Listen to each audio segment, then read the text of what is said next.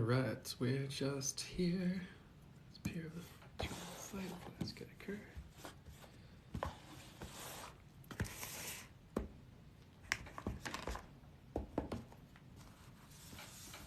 Hey, Luna Michael. Hey, Rockin' Robin. Good to see ya. How's it going? Luna Michaels, hi. How are ya? How's everybody doing today? Carissa, hi. Happy Sunday. It's 2:20. I'm getting yes for you, Luna Michaels. I'm getting within the first two, March and April. Of course, you'll have to see how that plays out, but that's what I'm getting, which is good. But I do you'll get a job in March, April, or May, which is good. Happy Sunday, Carissa. Excuse me. Needing coffee, but otherwise okay. Yeah, maybe I was supposed to get coffee before this live. No, I wasn't. I would love some coffee, but I'm good without it right now. I'm doing pretty well. How are you doing, Extra Small Popsicle? Good to see you.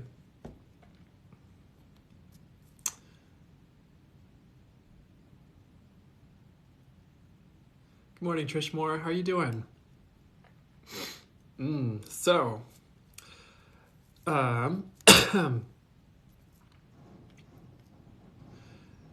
Good. That's good to hear. One thing that I did not realize was, never mind. They don't want me to talk about it. We'll talk about it later, I'm sure. 2/22 is coming up. That'll be interesting. And I guess that's Pluto returns for the US, so that'll be interesting. Good morning, Prince Priestess. How you doing? Marina. Good to see you, Marina. How's it going? So anything for Marina right now? Yeah, they want the cards. Okay.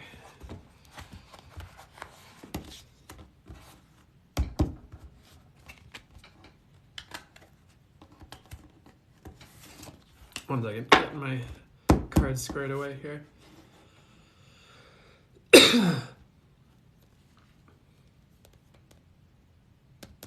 All right, so for Marina, let's see here. 4 of Cups coming out for you here. Let me see what the message is for you. So Marina, 4 of Cups. What's the message here? Oof. I hope it's not a rough day for me today. Give me 1 second. I need water.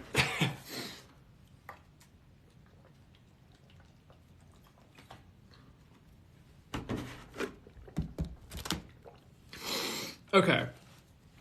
So we had 4 of Cups for you. I'm also getting the Fool here for you. So give me a second to get the message for you, Marina. So 4 of Cups for Marina. What was the message with that one? I get the message moving on, interestingly enough, with the 4 of Cups. They're giving me a couple messages, like it might be time to go bigger, if that makes any sense for you in life. It might be time to plan for the future as well. The Fool card did pop out as well for you, Marina. And I'm getting this message of like moving forward. It's not necessarily about like leaving a romantic partner or anything like that with the message of moving on. It's more like moving forward in general. And they're giving me the words new phase. So that is coming up for you in March is something I'd say where that starts to begin a bit more. I'm getting a message like a lot of drastic changes this year. Nothing to fear, really. It does lead to good things, but you might be on a bit of a roller coaster either like this upcoming month or just in the future, but it's not a bad roller coaster. Roller coasters can be fun, just a reminder. So anything else that's important for you, Marina?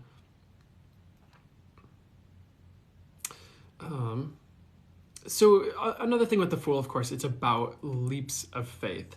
So you're kind of being called to a leap of faith, or you're gonna take a leap of faith is something they're saying as well. They're also putting my eyes to the number 0 on this Fool card at the top here. I'm also gonna unmirror this because I prefer that. Happy Sunday, Richard Duncan.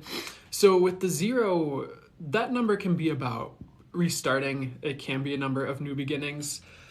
I don't really feel like it's a number of starting over. I suppose it can be, but it is a bit of a restart or reboot. You're heading into a few restarts in your life where you need it is something I'm getting as well. But I get you'll enjoy it. I don't think it's a bad thing. Like the sun is shining on the Fool card. There's not a cloud in the sky. Like you're going to be okay. So anything else for you? So I pulled the 8 of Swords. They said, don't worry about this. If you feel confined by indecision, if you feel confined or in your head or stuck or afraid, almost like don't worry about it. Like you're naturally going to get pulled out of it in the coming months here, something they're talking about. And Eight of Wands came out as well, which I thought was interesting because that does also denote forward movement. And we had these few messages of like just moving forward. So what's the message here? Anywhere you can move forward or an opportunity presents itself to move forward for you, I would definitely take it. I feel like it's going to get you unstuck in like every area of life. And then, we did have like kind of like a walking away or moving on message with the Four of Cups, and the Eight of Cups is coming out here as well. And it's Eight of Cups is not typically a card of moving on to calmer shores. Normally that's Six of Swords, but I'm getting the message moving on to calmer shores with this Eight of Cups. If you're ready to leave anything behind, I that's for the highest good for you to leave behind. I would, actually. That's part of the leap of faith. If there's anything that comes to mind. Otherwise, it's just moving forward in life. So any other specific messages for you right now here? I do get a message for you. You're becoming really balanced, which is really good. I'm not sure if you've been working on that at all. But that's good to hear. Anything else for you that's for your highest good? And we had the Six of Pentacles coming out, which to me can be a card of balance because you have the scales here, over here. So anything else? Anything else for you regarding this card or anything else here? Nope, they're kind of just clarifying like, hey, it's time to reach a higher trajectory for you. And that's what these messages are partially about, is just moving on to a higher trajectory. And safer waters, calmer waters. That's it. I hope that makes sense, Marina. It's a green beanie morning. It sure is a green beanie morning. But I hope that made sense. AKA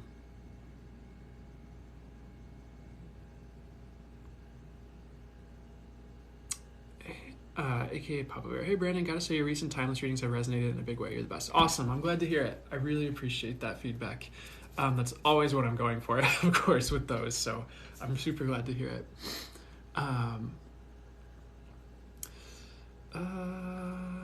Okay. So Marina, I hope that made sense and is good for you.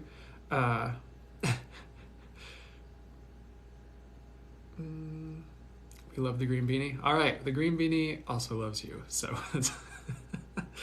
you're welcome, Marina. Okay. So I was going to answer, there's some really interesting.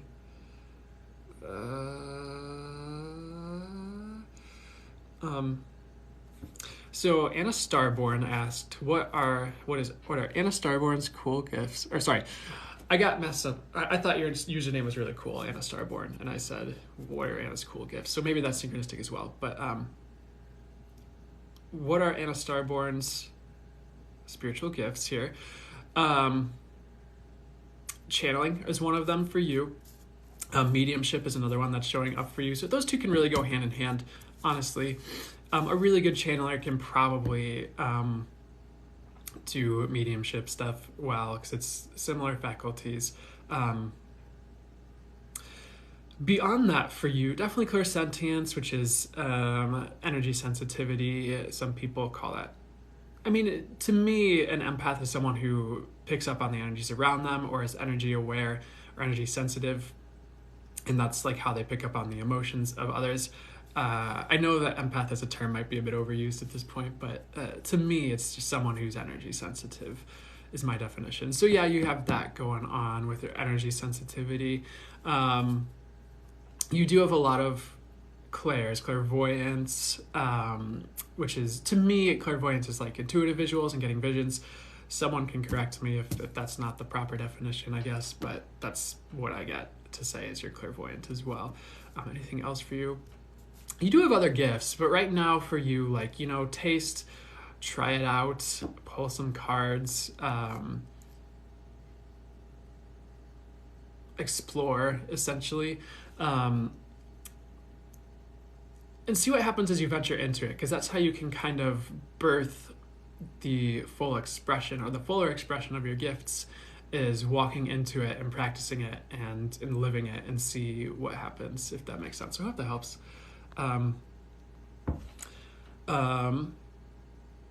Rock and Robin asks, can you talk about, people who have spiritual chaos periods. I'm curious about that. I'm not super familiar with what that is, honestly. Actually, I'll see if I get a message here. One of the answers I get, just channeling through, is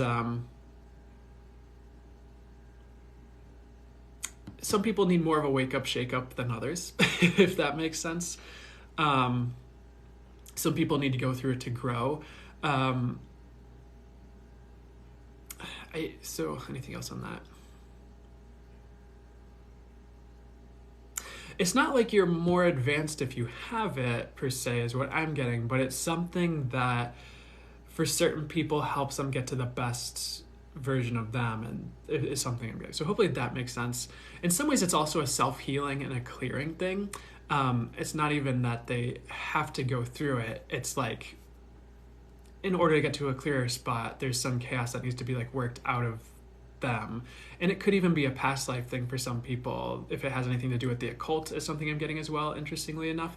So it's not necessarily their fault that they're going through any type of spiritual chaos period. It's more something that's working things out of their system so they can be a purer version of them, which they came here to be. And for some people, it's more written on the stars for them as something they need to go through. And that could also be to help others through that period if it shows up for others that they encounter, like for certain spiritual teachers. And not everyone needs to go through it. It's just something that happens for certain people for a reason. So hopefully that makes sense. Again, I'm not familiar with that phrase or exactly. That's just the message I got when I answered the question. I got you. That makes sense though. Cool. Hope you're having a wonderful Sunday too, Belinda J. Oh no, sorry. Sometimes as I'm scrolling, it accidentally brings up a menu for things to do, and like usually it's things I don't want to do.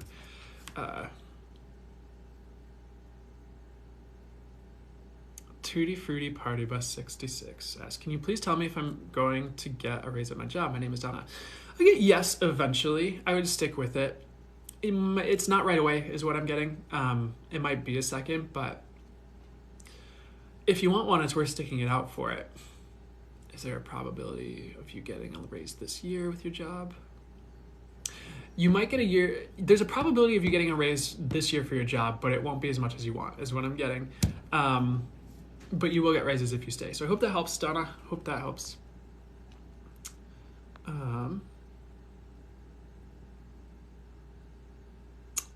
What do you do when they all go quiet on you? Who, my guides? They don't usually go quiet on me, honestly, especially during a live. Eventually they just start talking. And my guides are saying if we do, it's just so he can have a second, so.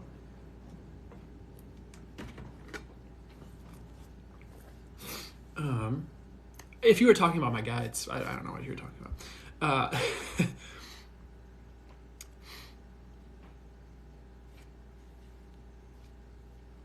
So, next question.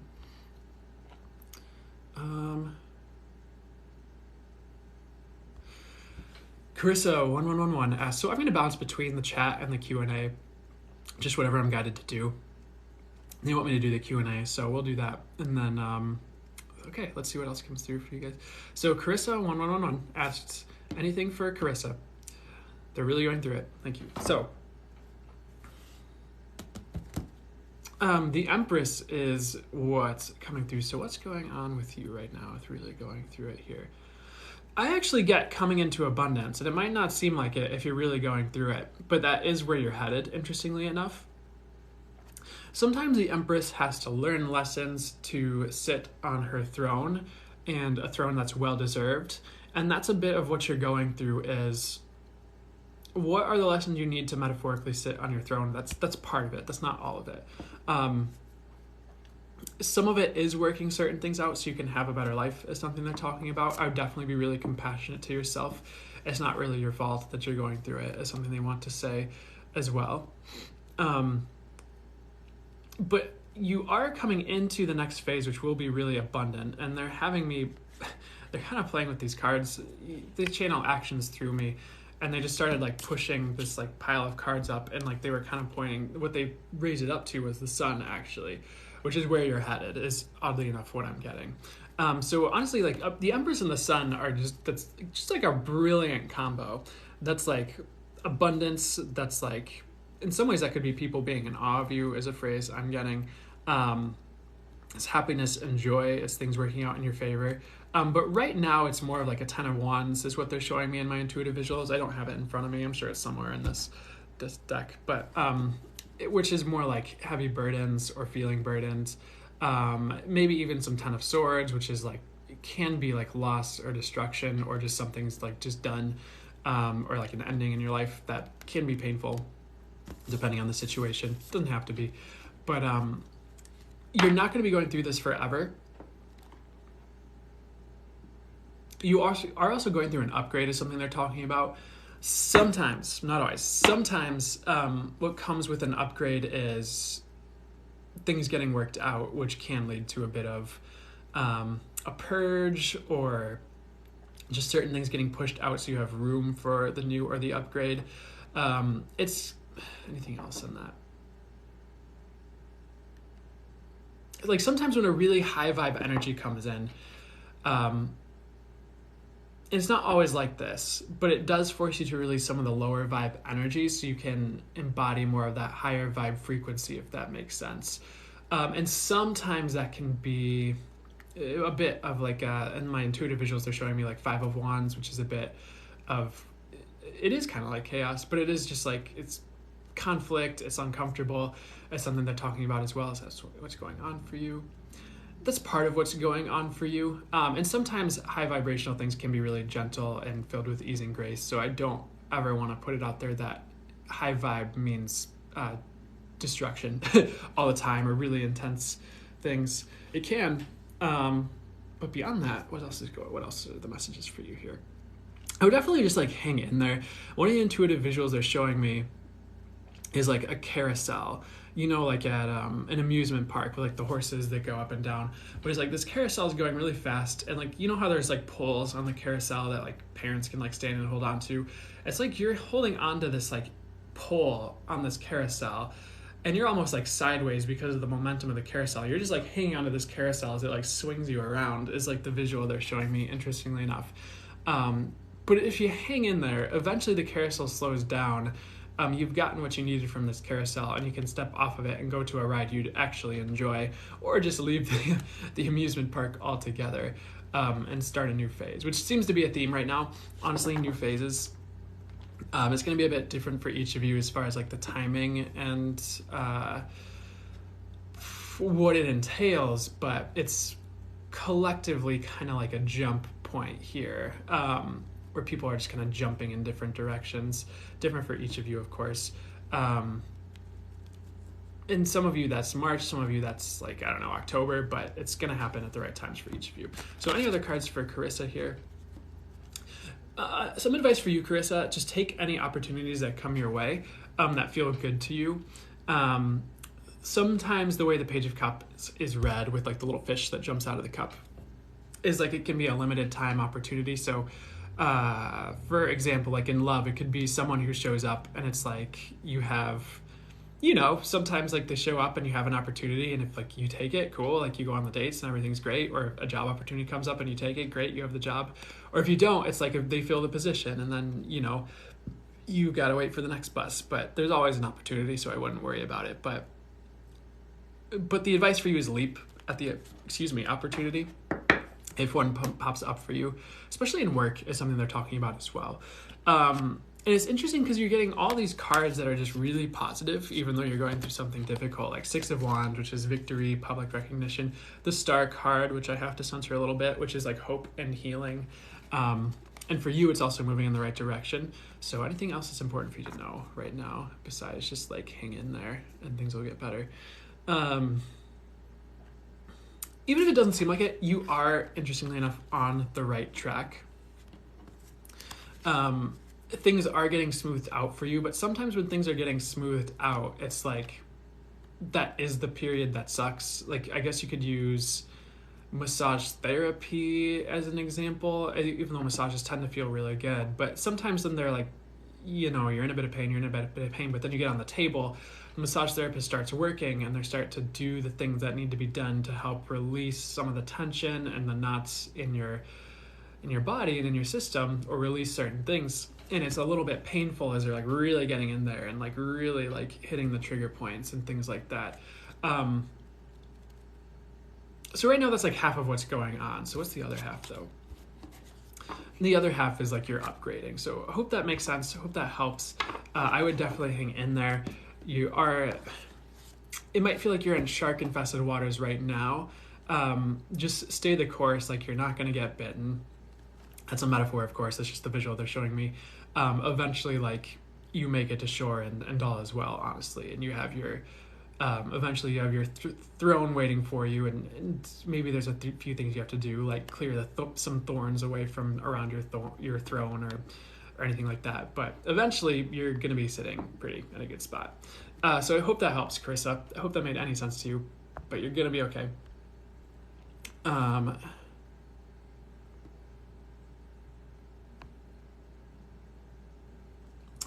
Ooh, yeah.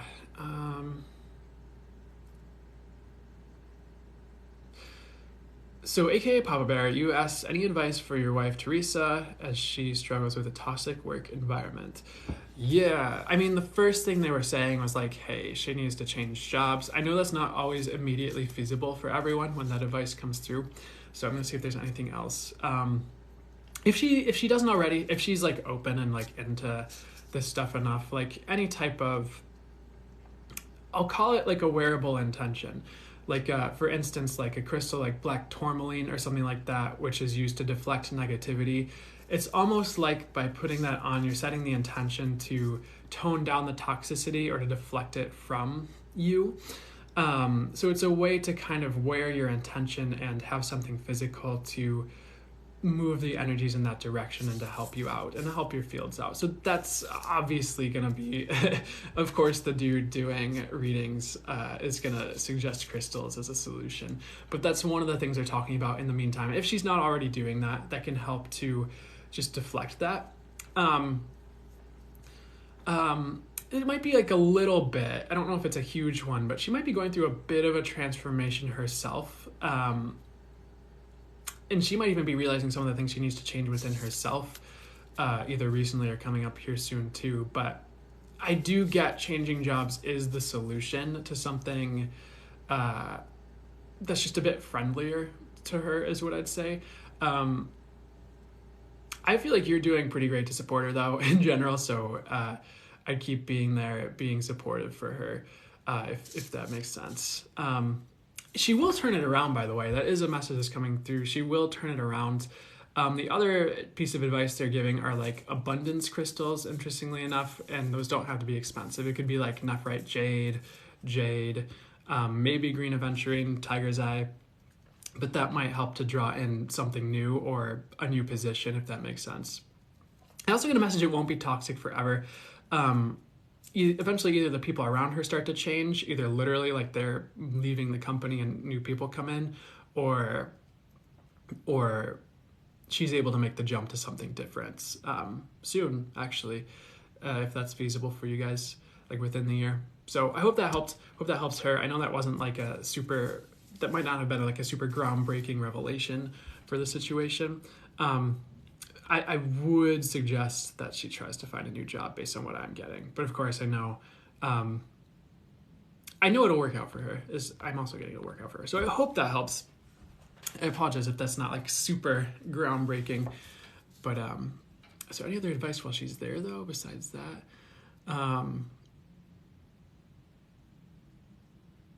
I mean, I feel like she's doing well overall. It's just like the other thing they're showing me, and it's just like shielding yourself energetically, which is kind of what we just talked about with the crystals a little bit. But if she's into that, I know like if she's not into that or she's not like open to that, those might just not be the solutions for her. So I don't, if she's not in the place to receive that sort of advice, a new job would probably be recommended. So I hope that helps.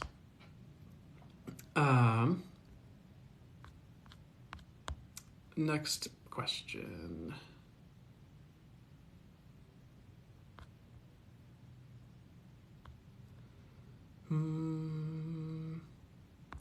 Diana asks, is Deanna making the right choice in their relationship?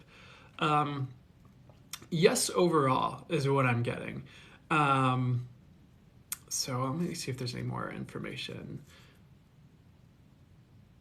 Pretty much my body pendulum went yes, no, yes. So overall, when I'm ending out on a yes, that means the overall answer is a yes with my body pendulum. And I was getting yes overall. The other reason they're giving, the other message they're giving, excuse me, is like just smoothing things out. So what does that mean?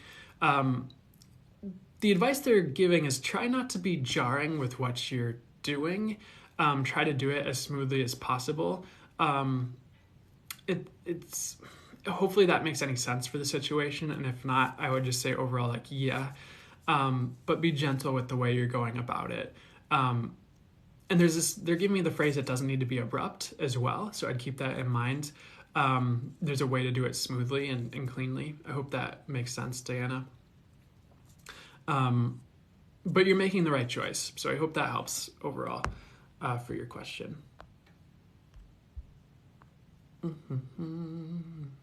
Yes, it does. Perfect. All right.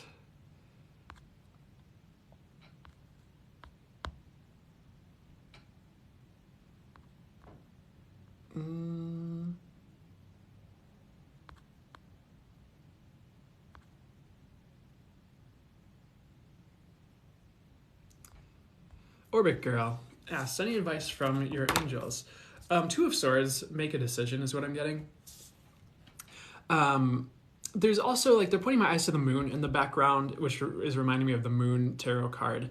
And it's saying, what I'm getting is, like, confusion will rescind. They're showing the moon going down, actually, which means the sun is coming up. One message they have for you, and hopefully this makes sense for you, but they're saying you already know which way to go. So Two of Swords, by the way, is a card of, like, either not making a choice or holding back on making a choice, or you're either conflicted between two options or a few options and you're not sure which way to go, typically is what the meaning of this card is. And it can be a little bit uncomfortable because she is sitting on, like, this stone bench. But any other messages for you with this here? It's almost like a message for you of just, like, make any choice and you'll end up in the right spot, interestingly enough. They were saying, like, you already know which way to go. You already know what to do for the most part. And maybe there's a few areas in that where you're not as clear. But if you have the overall picture or know which way you want to go, I would start making choices that lead that way. If that makes sense. I want to see what else they have to say here. You are headed in the right direction in general is something they're talking about as well. Another message they have for you with the Two of Wands, the whole world will be in your hands if you keep going. This dude is holding the world in his right hand. The other thing about this guy, that they're giving me the words waiting for opportunity. You are potentially waiting for an opportunity, but he's waiting for an opportunity on this card. The other thing is, like, he can create opportunity as well by taking action on something. So in some ways, if you want to just wait for opportunity, that's okay. But in the meantime, there are certain actions you could take that will bring about opportunity sooner, if that makes sense for you, is something I'm getting, interestingly enough. So with the Seven of Wands here, it was funny. I forgot, sometimes how, like, when you're in the moment, like, reading the cards and just channeling it, like, you're fine, like, you just get the messages. But then, like, last night I was, like, just thinking about the tarot cards and I forgot what the Seven of Wands was. I'm like, what is that again? And I didn't really check, but here it is, Seven of Wands. The words I'm getting with this one for you are defending yourself, interestingly enough. For you, there is this message of just, like, don't wait around. I feel like I'm sensing a theme here with these messages for you. As long as you're willing to take action, you're going to be okay. This person at the top of the hill doesn't budge. And I feel like, likewise, you're not going to budge until you know what to do. But I feel like you already know what to do. So this dude at the top of the hill, he could just hop down off the other side of this hill at any point in time. He doesn't need to die on this hill. And for you, there's like almost no reason to stay on this hill. There's no reason to like grasp. What is this message here? Like there isn't like really a reason to grasp for things you've been grasping for, or what are they? Come on. What's the message? It's pretty much a message of you don't need to stay stuck and like fight against things trying to get you unstuck, if that makes any sense. I hope this is making sense. I don't feel like I'm getting this out very cleanly for you, so I'm going to just take a step back and see what other messages they have for you. Sorry, I apologize if that's not making sense. So, Orbit Girl, what other advice do the angels have for you right now here? It seems like this is common advice today, so maybe this is just a bit of a collective energy, but it is a reminder just to like move forward as well. There is like just this reminder, like you're on the right track, and they're kind of reiterating some of the earlier messages. Like confusion is rescinding. As long as you take an action, you're headed in the right direction, and the whole world will be in your hands if you don't sit around and wait for it, is pretty much what they're talking about. There are new opportunities on the horizon for you, but I do get like there is action required to get to them, like take action. Like it could be toward your goals. For instance, like there might be a lot of opportunity on the other side of starting to post on social media to promote your crystal necklace business. Not that that's literally what you're doing, that's an example. But you need to take action and start posting instead of sitting on the metaphorical stone bench and be like, oh, is this the right direction? I don't know. What if it doesn't work? And that's fine. A lot of people go through that. But anywhere you feel called to take action, I definitely would. It's the right move for you. And you won't mess it up, honestly. And if you have a learning experience regarding whatever this is about, and hopefully you know what this is about, that's fine. I feel like it's actually going to go well, though. I don't feel like it's just going to be a learning experience for you is something I'm getting, which will be really good. So I would move forward towards your destiny, Orbit Girl. I would just take a step and see what happens. And based on the feedback the universe gives you through signs and synchronicities, through what happens directly, does the pathway just open up? Do you get roadblocks? Do you get redirected? Just keep going from there and you'll get to the right place. So any other messages for you for Orbit Girl? Weird message, but you do have a lot of support from your spirit animals. I would definitely like reach out to them and ask them for guidance as well in your life. Like wolf spirit animal is showing up, which is about trusting your gut, essentially, and your intuition and the ways you feel pulled to move, honestly. But asking for support from your spirit animals and spiritual team could help you move mountains is something I'm getting, interestingly enough. Anything else for you? Another message for you is you're being uplifted, which is good. Uplifted to, this seems to be a common theme right now as well, but uplifting to a higher calling is something they're talking about.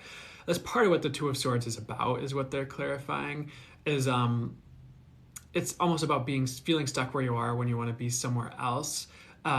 That's part of why this message is like, hey, take the steps, like it's worth it. And even if you feel like you have to climb a mountain to get there, or mountains have to be moved to get there, it's worth it. And the universe always has a way to get you to your destination, even if you're not sure what that is in the moment. And you're just kind of, maybe not blindly, but taking a step, even if it's in the dark, or you're not sure what's on the other side of the hill you're starting to climb. But I hope that helps, Orbit Girl. Hope that makes sense and resonates. And I hope that helped, of course. I hope you have a beautiful rest of your day. Today's theme is eyebrow. Yes, it does make sense. Thank you so much, Brandon. Really needed to hear this. Perfect. You're welcome. Glad to hear it. Richard Duncan, weird question, but do you see a dragon or a snake around me? I see both is what I'm getting. They're both good, by the way. Not a bad thing. But you do have both of those energies. I'd say spirit animal wise. So I hope that helps. And they're saying to say dragon guide, so I'll say that as well. And a few of you have that. I know I've talked to some of you who like very explicitly have that, but thanks for the panda, Orbit Girl. Dun, dun, dun.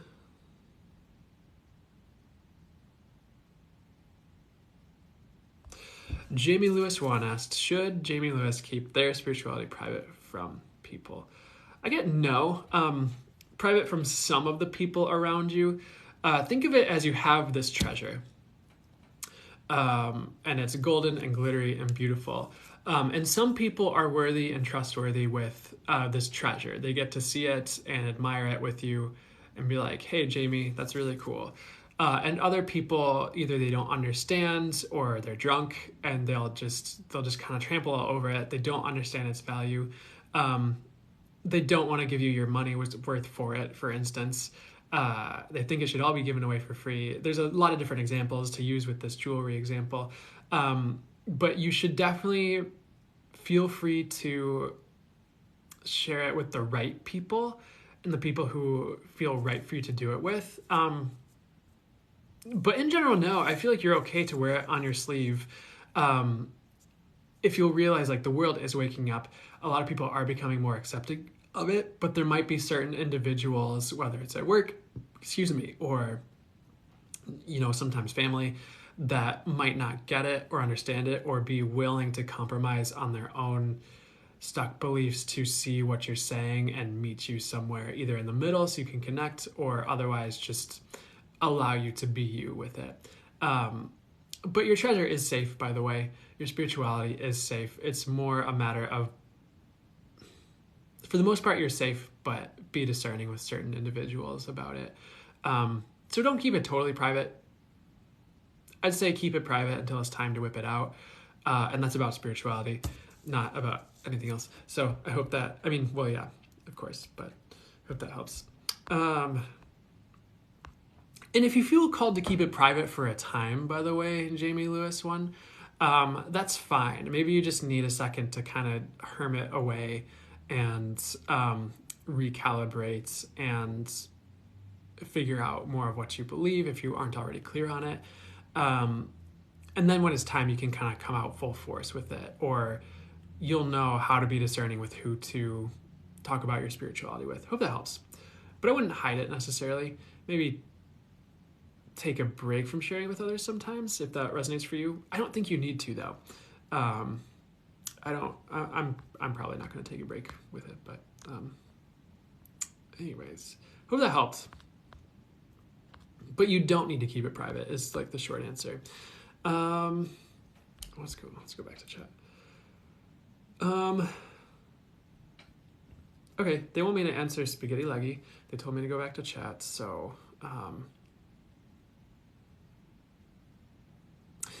oh, thanks for the heart. Spaghetti Leggy asks, are they making the right choice to leave their marriage? I was getting you're not making the wrong choice. I'm getting yes, actually. I wouldn't stay in that. I know it can be rough. I feel like you're ready to make that choice. But I'm also getting for you staying is not the right choice. So I'd really trust yourself. I know it can be painful. I'm getting it's worth it, though. And I'm getting otherwise things aren't going to change in the ways you need. So I hope that helps, Spaghetti Leggy.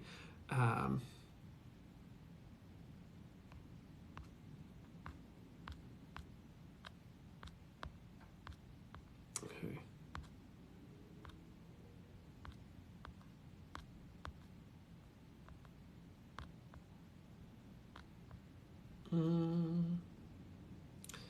Okay.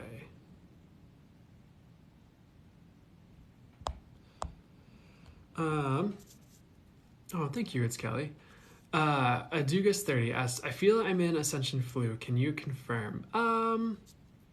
Something like that. I would be looking after your physical health as well, just in case. But it might not just be Ascension flu. There might be some other things going on. You're going to be okay, is what I get. And of course, I'm not a licensed physician, but I will channel through what I'm getting if it helps. But I'd say that's part of what's going on. So I hope that helps confirm that for you. I don't really get it's anything serious. I don't think you need to worry. But you can always double check that just to be safe.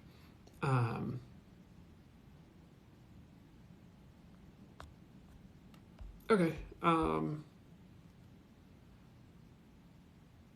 do guess. Totally appreciate you so much. Yes. Awesome. Glad to hear it.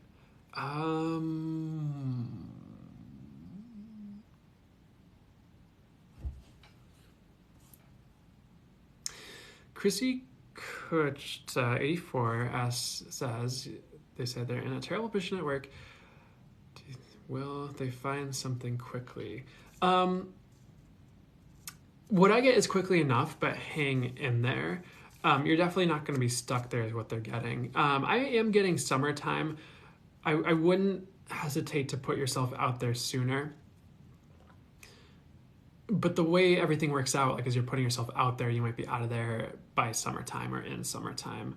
But I do get things are going to start changing for you in March is what I'm getting. So I hope that helps. But I definitely start applying and putting yourself out there. You will find something before it gets worse or too much worse is what I'm getting. So you'll be free. I hope that helps.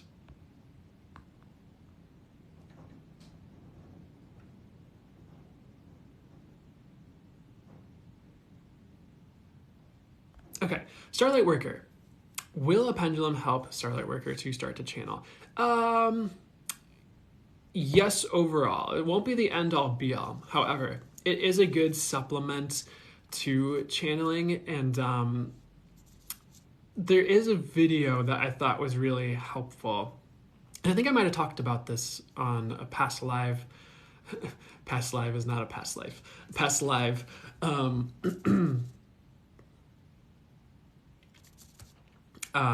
And it's called like Own Your Intuitive Power with Lee Harris, or it's like Own Your Intuition. And it's like this whole talk he's giving at this event in London. It's on YouTube. It's good. But he talks about how earlier in his journey, like he would work with a pendulum and he would get the accurate information. And eventually like he'd get like a yes or a no. And then his guides would fill in more information. He'd be like, and like I think the example he uses, well, I don't want to spoil the video for you guys, but he'd get like a yes, and then his guides would like explain it further once he got that yes. And it is something. So it can help to practice your intuition and get connected and to channel yes. But I would practice that and like practicing like automatic writing on a piece of paper, like asking, just setting your intention. I channel only what's pure, the true highest light, the highest infinite wisdom, the highest and best for me to channel, bringing through the highest and best fully accurate information. Thank you so much. And then just like automatic writing for me, they'll give me the words and I just type them out. So they'll either give me a sentence, I type the sentence, or they'll just give me word by word and I'll go word by word. That's how automatic writing works for me. Sometimes if I'm being, sometimes they'll just do it through me if need be. Like they'll just move my hand to write the words, or to type on the computer. So there's different ways it can show up, but it's all for the highest good. So overall, yes, it would help you to get in the zone and start to channel. And it's a great way to practice your intuition. Also, other alternatives would be a body pendulum or muscle testing. I obviously work with the body pendulum. You see me like weighing back and forth with my body pendulum here. Like, body pendulum show me yes. To me, yes is to the left. Body pendulum show me no. To me, no is to the right. And I'm at the point where I feel it's more like the energy moves me to the left or right. It's not me like physically moving my body, which can take practice if you're new to it. I hope that helps. Is there anything else that would be for the highest good for me to talk about here at this time for everyone and for Starlight Worker here? Honestly, the advice I'm also getting for you is to practice whatever you feel called to practice. You might feel called to practice something that seems off the wall, like a pendulum or something like that. But then it's like, that is like the next step that helps open you up further. Or you might want to go learn massage therapy, but then you meet all these cool energy workers who turn you on to all these cool things. And then all of a sudden, like all your gifts are boosted, if that makes sense. Those are examples. I'm not saying you have to go do those things. But whatever you feel drawn towards, I would just pick it up and work with it. And a pendulum's like, I don't know, you can get a pendulum for like $10 probably at a metaphysical shop, or maybe $20, depends. But you can also like make a pendulum out of a keyboard and a mouse, or sorry, a mouse. Like I know mouse like a computer mouse. I know mouses tend to be wireless now, but you can kind of make a pendulum out of anything that has enough weight to it and is hanging and can swing. Like I have a necklace on, I could use this as a pendulum right now, even though I'm wearing it, but might be a little bit short, but can you guys see this? Maybe I need to get this out of here. All right, you can kind of see it now. But for instance, stop. I need to take it off. Oh my god, I can't take it off. Sorry, I'm gonna try my best with necklace pendulum. All right, show me yes. For me, yes is forward and backwards. Show me no. For me, it's counterclockwise. Show me no. There it is, counterclockwise. Show me maybe. Maybe is diagonal to top right and bottom left. Show me yes again. It's forward and back. Stop. There. So, I mean, that's kind of how you work with a pendulum, is you can put it in front of your heart chakra, link it up with your heart space. For me, when I worked with a pendulum, I also felt the energy from source just flow through my crown chakra, down my arm to the pendulum, and then it would start swinging yes or no or whatever. So it did take practice, by the way. It did take practice for me to get proficient with the pendulum, body pendulum, channeling and stuff. But once it's honed in, is what I'd say. So hope that helps. Do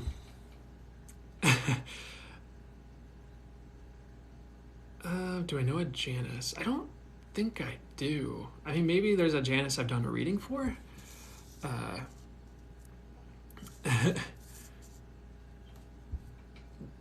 What? Switch to Italian. Dopo. That's funny. Oh, did something happen? Someone's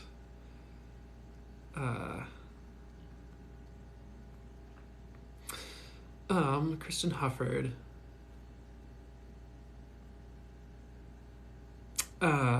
It is my daughter's birthday today. She would be 24, passed last year. You feel anything from her? One, the message I'm getting for you is she will surprise you or give you some type of like surprising sign that's like, hey, I'm here. Hey, I love you, Mom. Something like that. I mean, really the message I get is like, all is well. Like she's crossed over successfully, all is well. Nothing bad is going on there. But I feel like she's going to send you some reassurance in a good way, like either a sign or something that's a laugh to you that really pertains to her, or something that's really specific to her that shows up for you to reassure you, like everything's okay. And it's okay the way things played out, if that makes sense, even if it doesn't seem like it. But yeah, anything else for you that's important about any of that here? I really get she's there with you.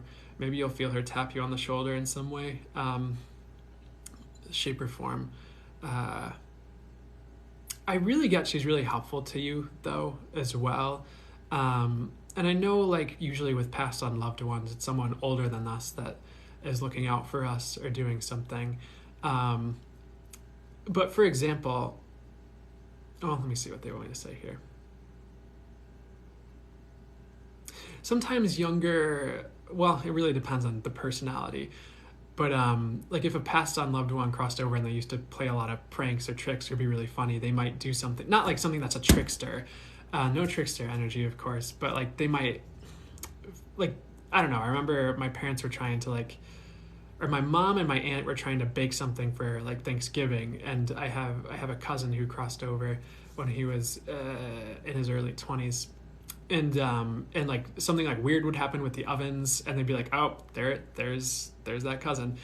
So it's things like that, if that makes sense. And it's not bad. It's more just like surprising or reassuring is more what I'm getting for you. And you might feel weirdly uplifted around this time.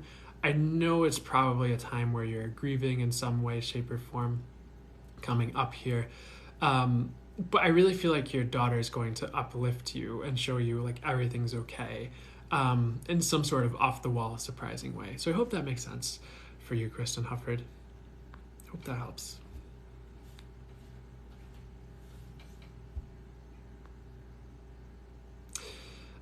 Hey, Lori, how's it going?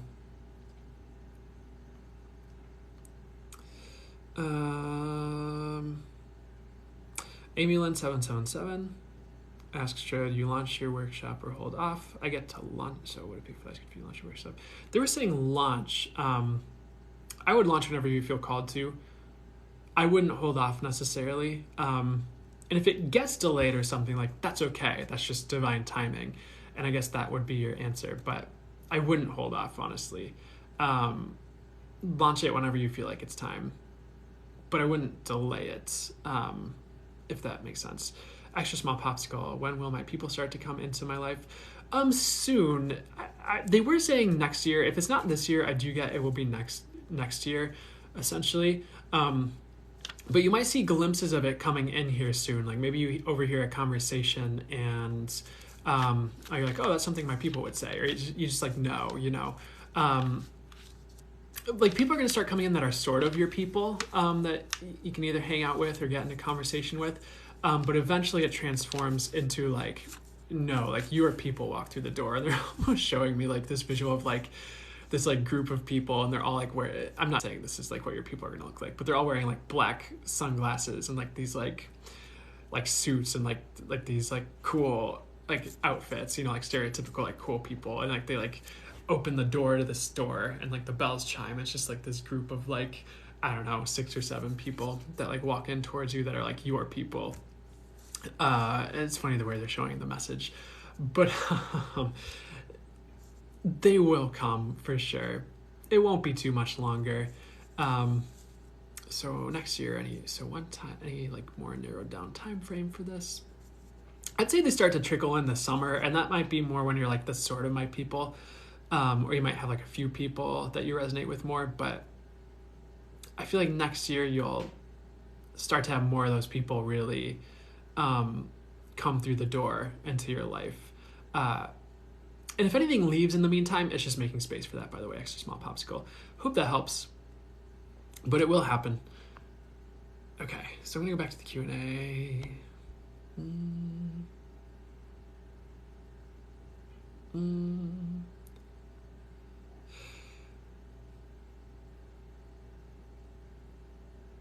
Lily14150 says they're looking to start a healing modality course in May. Is this the right fit for them at this moment? Yeah, I mean, I'm getting there's no reason not to do it, honestly. If you hold off, it's going to be temporary. It's just so you can like button some things down and tie up some loose ends or square up some loose ends or whatever. But you should definitely do it, is what I'm getting. No reason not to. It's worth every penny is what they're talking about as well, if there's any upfront cost. So hope that helps as a short answer for you. Next question.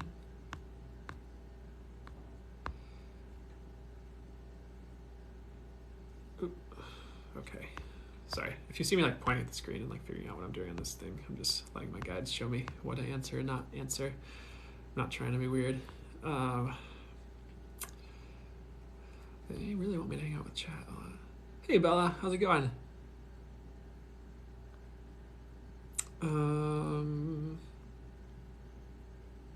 Beauty Love Spirit asks, will their work situation get less stressful soon? I get in the summertime. And you'll have some ebb and flow, some up and down in the meantime with it. But it does peter out eventually and be more smooth. If you're in a certain company and it's a company you can move up in, it might be a good idea to try and move up in that company as well. I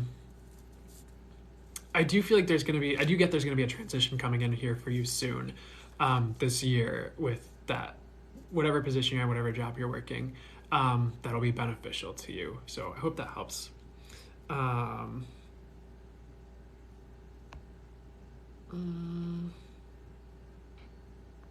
Let's see here. What's next? Give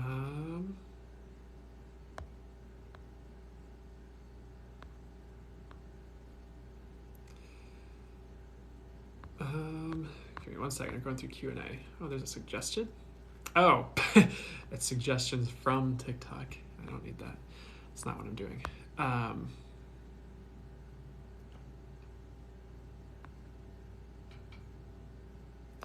Prince Priestess, how can you make the most of 2 energies?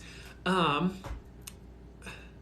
Honestly, what I'm getting is there's not much you need to do, because they're kind of giving the message of like sit pretty. If you want to do a ritual, I do get manifestation would be super potent that day. I don't care what's going on with the moon. I'm just going with my channel messages. So if someone says something else, that's fine. But that's what I'm getting, is it would be a super potent day to manifest. This time period in general is good to manifest. I would also like just yeah, sit with your energies and just like watch for any like just shifts, or just watch for any energies that are coming in. It's almost like 2 is like a starting point and like the beginning of an era. And you'll see us shift into that more over the year, honestly. Because, Pluto returns. Pluto's a pretty, well, I don't know if Pluto's always a slow moving energy, but the planet itself is pretty slow moving. So it's kind of like watching Big Bertha kind of like roll across the sky there. Or it's like, if a huge cruise ship passes in front of you and you're sitting on a dock and it's not that far out, like maybe it's only like 50 feet from the dock. Like it takes a while for like the big cargo ships or the big cruise ships to like pass by. Like it's kind of blocking your view for a good second while it slowly like Berthas its way across your field of view. So in some ways it's like a big starting point. And in some ways, like the visual they're showing me to describe it, and I'll explain it a bit further because I wouldn't take this literally, but they're almost showing like, how like with glass, like if you took a hammer to glass, it really depends on the glass. Sometimes it like shatters instantly, or sometimes like it's like a big like exclamation point or like an event, and then like the cracks start to kind of slowly move from there. It like slowly gets more cracked and breaks after the strike, I guess you could say. So there's going to be a lot of slow change after Pluto returns. Some of it's going to be fast, but a lot of it's going to be this big shift that happens like over time. And this next year is a big year for that, if that makes sense. But as far as taking advantage of the 222 energies, for you beyond that, beyond just sit pretty, anything else here? Honestly, just some self-examination and some manifestation would be golden. That's all you need. But in some ways, like they're kind of just showing like, sitting back with like popcorn and watching is kind of what I'm getting. But I also want to do like if there's anything general for everyone that would be good to know about 22222 that's coming up here. And again, it's like kind of what I talked about. Big shift is what I'm getting. New era kind of kicking off. And there's going to be a lot of change in like personal lives as well. And sorry, the reason I started talking about Pluto is like it is the United States Pluto return on 22222. So that's why I started like going off into Pluto and things about Pluto. So I apologize if that seemed abrupt to anyone who wasn't privy to that information. I literally just looked that up yesterday because people kept talking about Pluto return. I'm like, when is that? And they were like, oh, it's 22222. I'm like, how does that work? Okay, universe. But let's just narrow it down to just 22222. I'm getting us the same answer, but for everyone in general, let's see what else they have to say here. It is still a big shift. It is a bit of a balancing out energy as well. So that's part of why that advice of like self-reflection is coming through. It is a good day to like create, or it's a good time to create. Like, what do you want to see in your life? What are the next steps you want to create for yourself? So there's a lot of creator energies that are going to be packed into, that time frame with 22222 and afterwards. For the next month even is what I'm getting, where you'll really have the ability to reimagine and recreate like your reality and your life ahead of you. And it's all positive. It's for the highest good. But that's part of what the energies entail for 22222 and onward in this next little phase here. For those of you into anticipating the Pluto return, oh yeah. For those of you, oh my gosh, how can I make the most of 22222?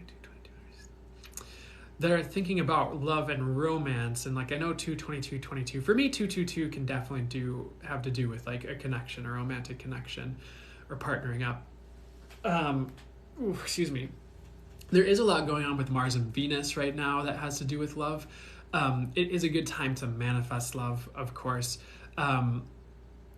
There might be a lot of fiery passion in love, certain love affairs, maybe not for everyone, but for those who are willing to invite that in and work with that energy, that's something that's ramping up. So anything else that's important to note about this time frame for everybody here?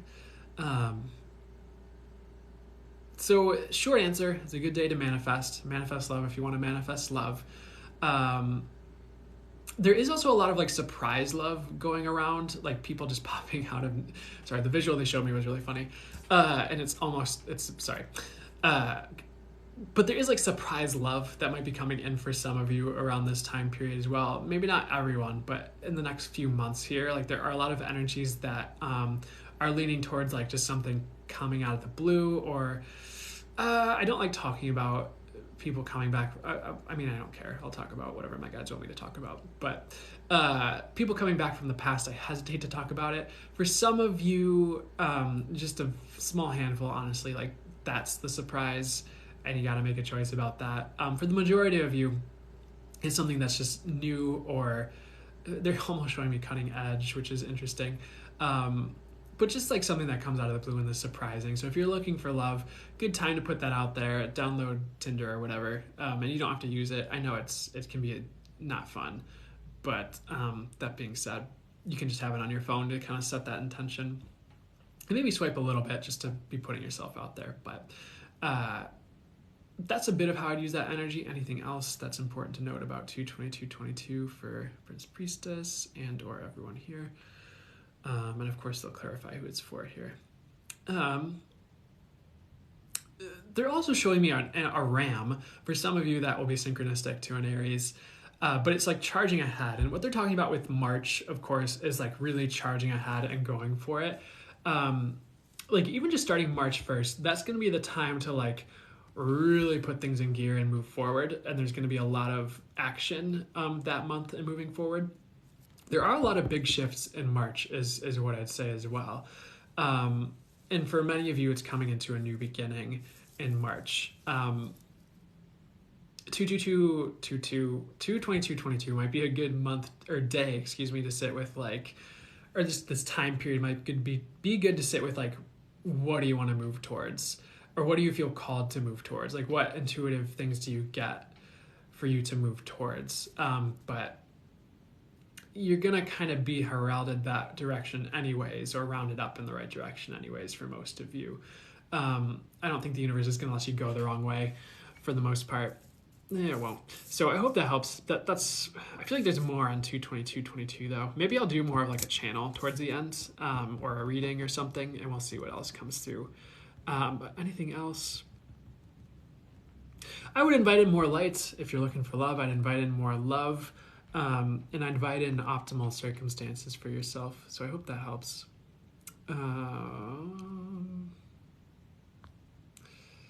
Cool. Maybe do it by zodiac. Maybe I should do a whole live. Well, I know I have a lot of readings that day, but maybe if I have time, I can do a live thing for all the zodiacs. But yeah, that'd be cool. I like that idea. You're welcome, Healing with Angels. Okay.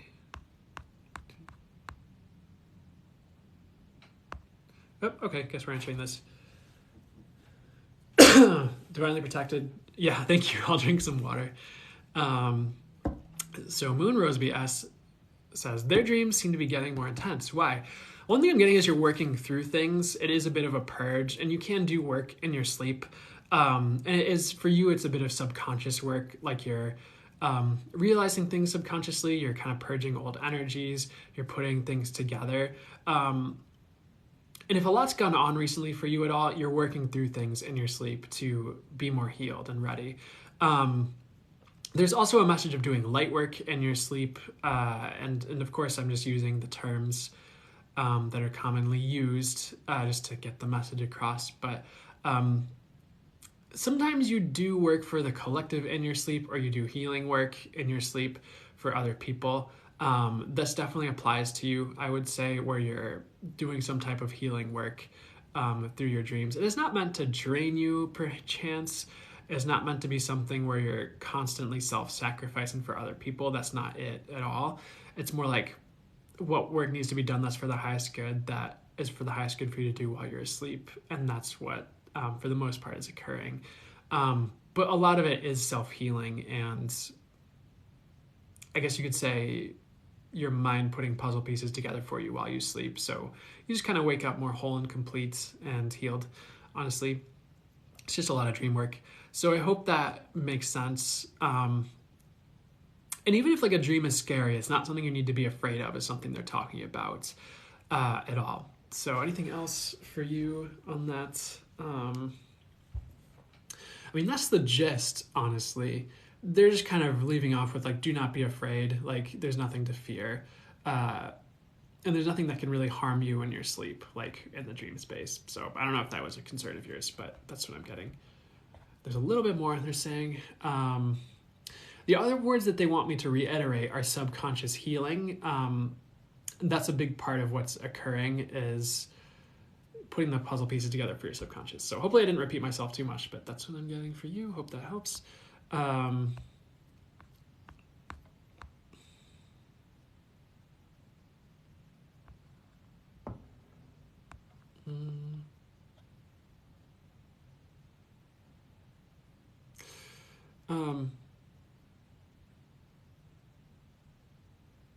Okay, Misread asks, when will they find a place in PA? Struggling.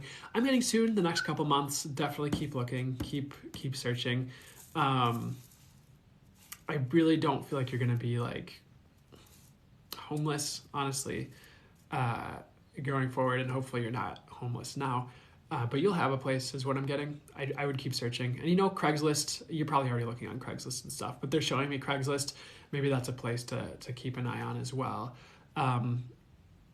Even if it seems sketchy sometimes, you'll know when you look at it, of course. But sometimes you can find really good places, so hope that helps.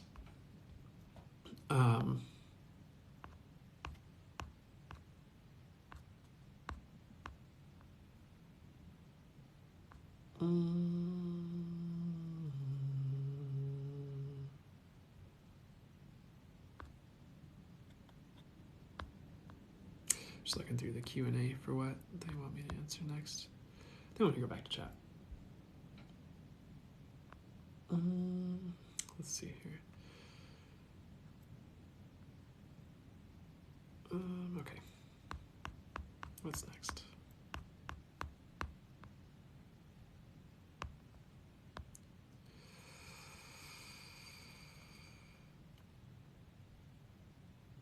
Elephant Whispers 111 asks, any advice from my guys, please, for this coming week? For you, excuse me, need to stretch. One of the pieces of advice for you is just to like take where you can. Of course, you probably have things you need to do, but beyond that, like just take a breather and rest if you can this week. Excuse me. It's almost like the more you can recover this week, the better. So I would be doing things that are restful, that feel right and good to you. That's going to help you. Stretch sesh. Yeah. So anything else for you this week here? I would definitely like just play with your crystals as well. Any crystals you have around. It's a good week just to kind of like work with them, make crystal grids, see how that's, or just play with that a little bit. Any other advice here?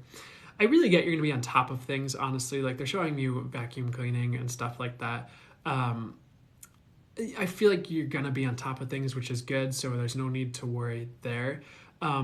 There's nothing like huge you need to worry about, I don't feel. But the main message is like I would rest, I would recover, and just kind of take care of yourself, honestly. There's also a message of just being gentle with yourself at this time period. That's going to yield some good results for you, honestly, and yield some of the best outcomes for you that you can get in this time period. There's also this interesting message. It's like the more you're willing to like step back and kind of view yourself from like a third person perspective to gain clarity as like an exercise. It could even be an intuitive exercise. That will help you make some changes and adjustments as well. Because it does force you to separate from your stories a little bit and kind of look at things a little bit more objectively. And as you get some of those more objective answers, you can shift in the ways you need to without judgment, and with more grace is something I'd say. So that might be something that helps you gain some perspective this week, is an exercise like that where you maybe sit and meditate and view yourself as like a third person who's non-judgmental and objective would, just like you, your circumstances, your life. That might yield some really important information. So that's some advice they have for you as well. They're also giving me the color red, which is going back to the root chakra. So any type of like red crystal, it can be like a $2, jasper, red jasper or something like that, or red tourmaline, whatever calls to you and feels right to you. But that would be good for you at this time, just kind of helping your root chakra out. And I suppose grounding maybe like at least one time this week would be helpful as well, just to help balance your energies, help you stay in a good spot here. They are recommending clearing the solar plexus as well. I can't remember if this has come through for you already, but they're reminding you. So even if it's like a Reiki video on YouTube or something like that, that could help as well. So, and I would also like take stock of like some of your resources. Like, okay, what can you do for free that would be really helpful for you, like on YouTube or things like that, and maybe get a bit of a system going for self-healing. Okay, like I can do this meditation in the morning. I can watch this video for healing at night. If I'm feeling off in the day, I can use this like 12-minute guided meditation to recenter, things like that.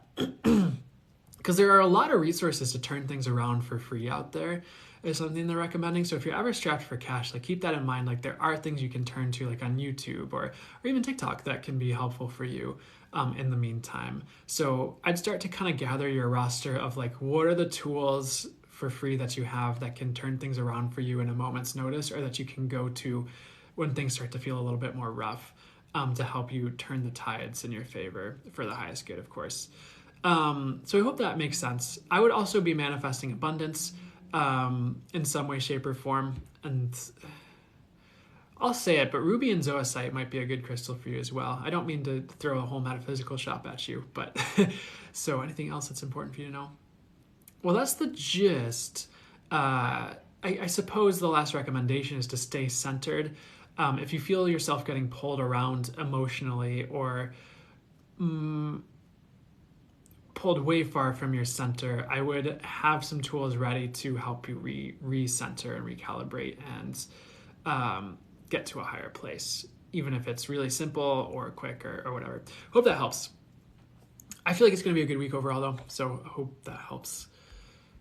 Nothing drastic.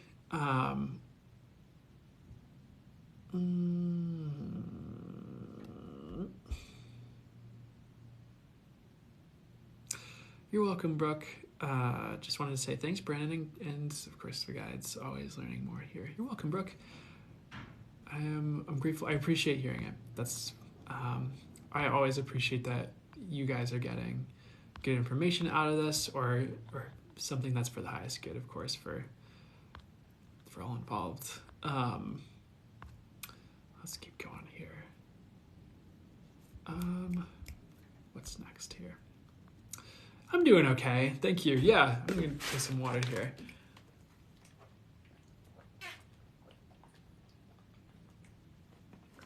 Oh, excuse me. Oh, thanks for the love letter, nonprofit. Water check. Yeah, I might have more.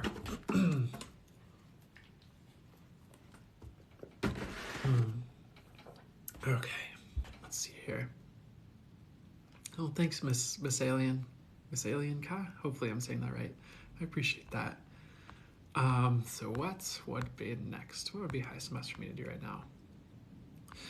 You guys get if I do, well, let me see what they want me to do. I might do like a bit of a general reading here in a second. Excuse me. That might be a good way to go based on what they're saying. And maybe I'll answer one more and then we'll do a general reading and we'll see what else we want to do today for the live here. That would be for the highest good. Okay.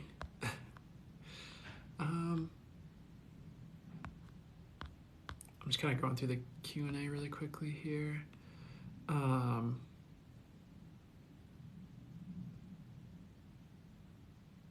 Marissa Celeste, 89, asked, how do they get past imposter syndrome with their gifts?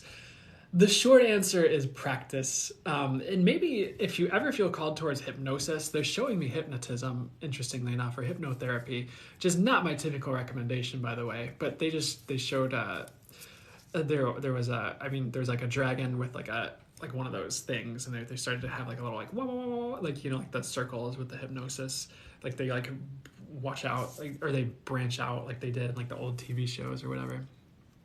So that might help if you want a short answer.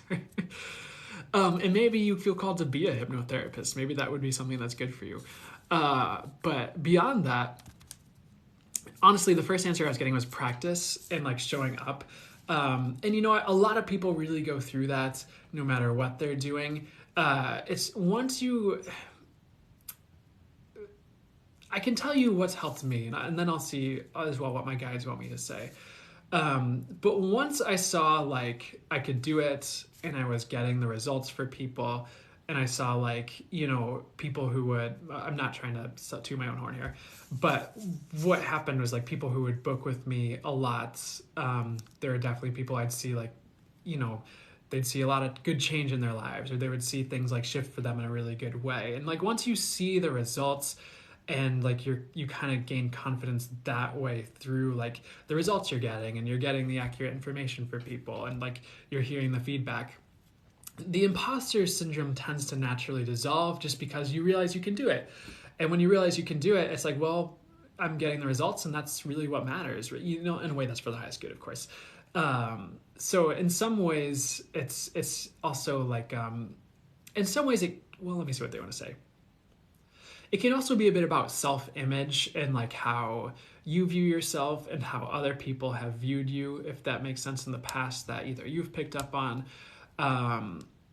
Like for instance, in the past, like when I first started doing these readings, even though I'd been like working with my gifts for years and had been getting good results for people, and like my guy, you know, the universe would show me it was accurate and things like that. Like when I started to get on TikTok and channel and do readings for people, like there was like a weird thought that was like, oh, well, you know, you're just someone who, which is weird because like there was always the goal anyways, not necessarily this, but something like it like those weird thoughts like, oh, like, you know, you're just someone who works at Whole Foods or whatever, or you're just someone who lives in this small town and such and such. I'm like, well, you know, like there's plenty of people who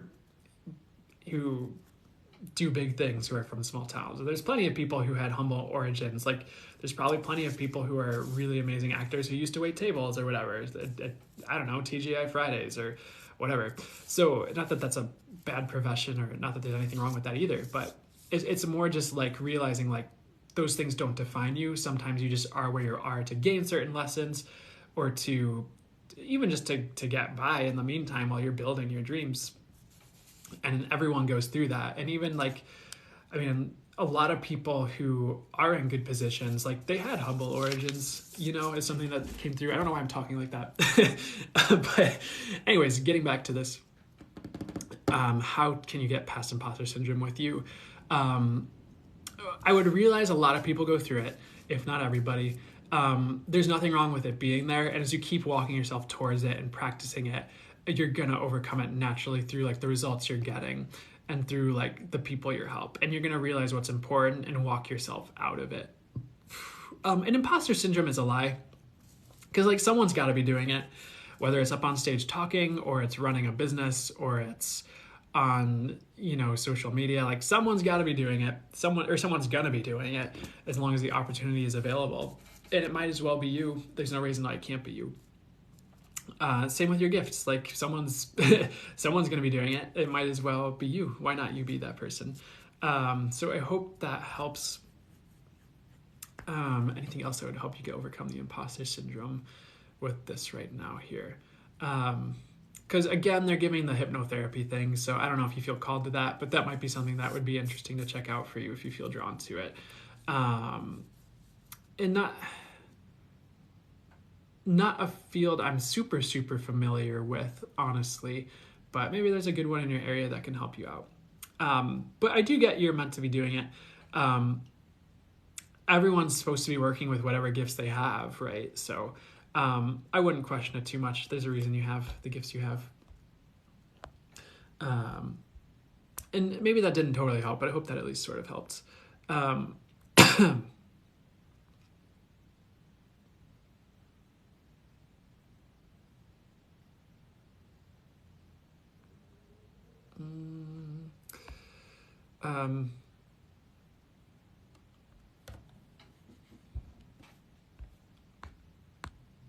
going to answer one more, and then we're going to do a general reading.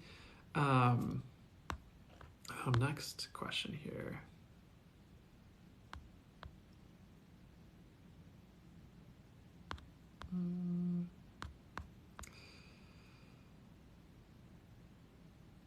Nikki left defense. I feel like I was meant to hear that too. Good. So you're still here, which is good.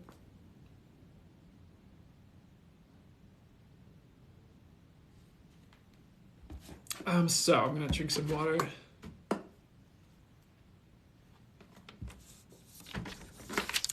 So Nikki left defense asks any messages that they need to hear. Let's see here. I feel like I've said this with just like with the Pluto returns with the 22 already. I do feel like you need a new beginning, which you will have, by the way. I really feel like for you, everything's conspiring to, what the visual and the message I'm getting is everything's conspiring to push you to the next level. So in some ways you might even feel like you're pushed against your will by the universe, like to the next level for you or up to the next level. And sometimes it doesn't make sense until hindsight when things start changing rapidly around us and we're kind of, maybe it's a new position in a job or it's a new, a new place to move or something like that. But the main message for you is like the universe is conspiring for change for you right now, and you're going to have that. You are headed in the right direction.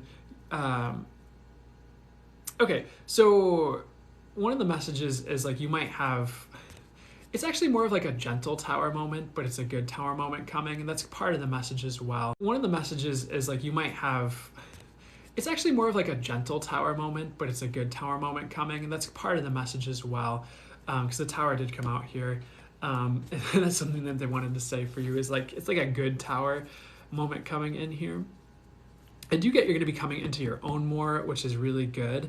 Anything you can do to keep your energies clear, I would also be doing that. I feel like that's some good advice for you. So anything else, that's what would be highest and best for Nikki left defense to know about right now? Any messages that they need to hear right now? I mean, pretty much going back and reiterating one of the messages, but the message they're saying is like, let yourself shift as the universe conspires to get you to shift. Try not to dig into the trenches and keep things the same.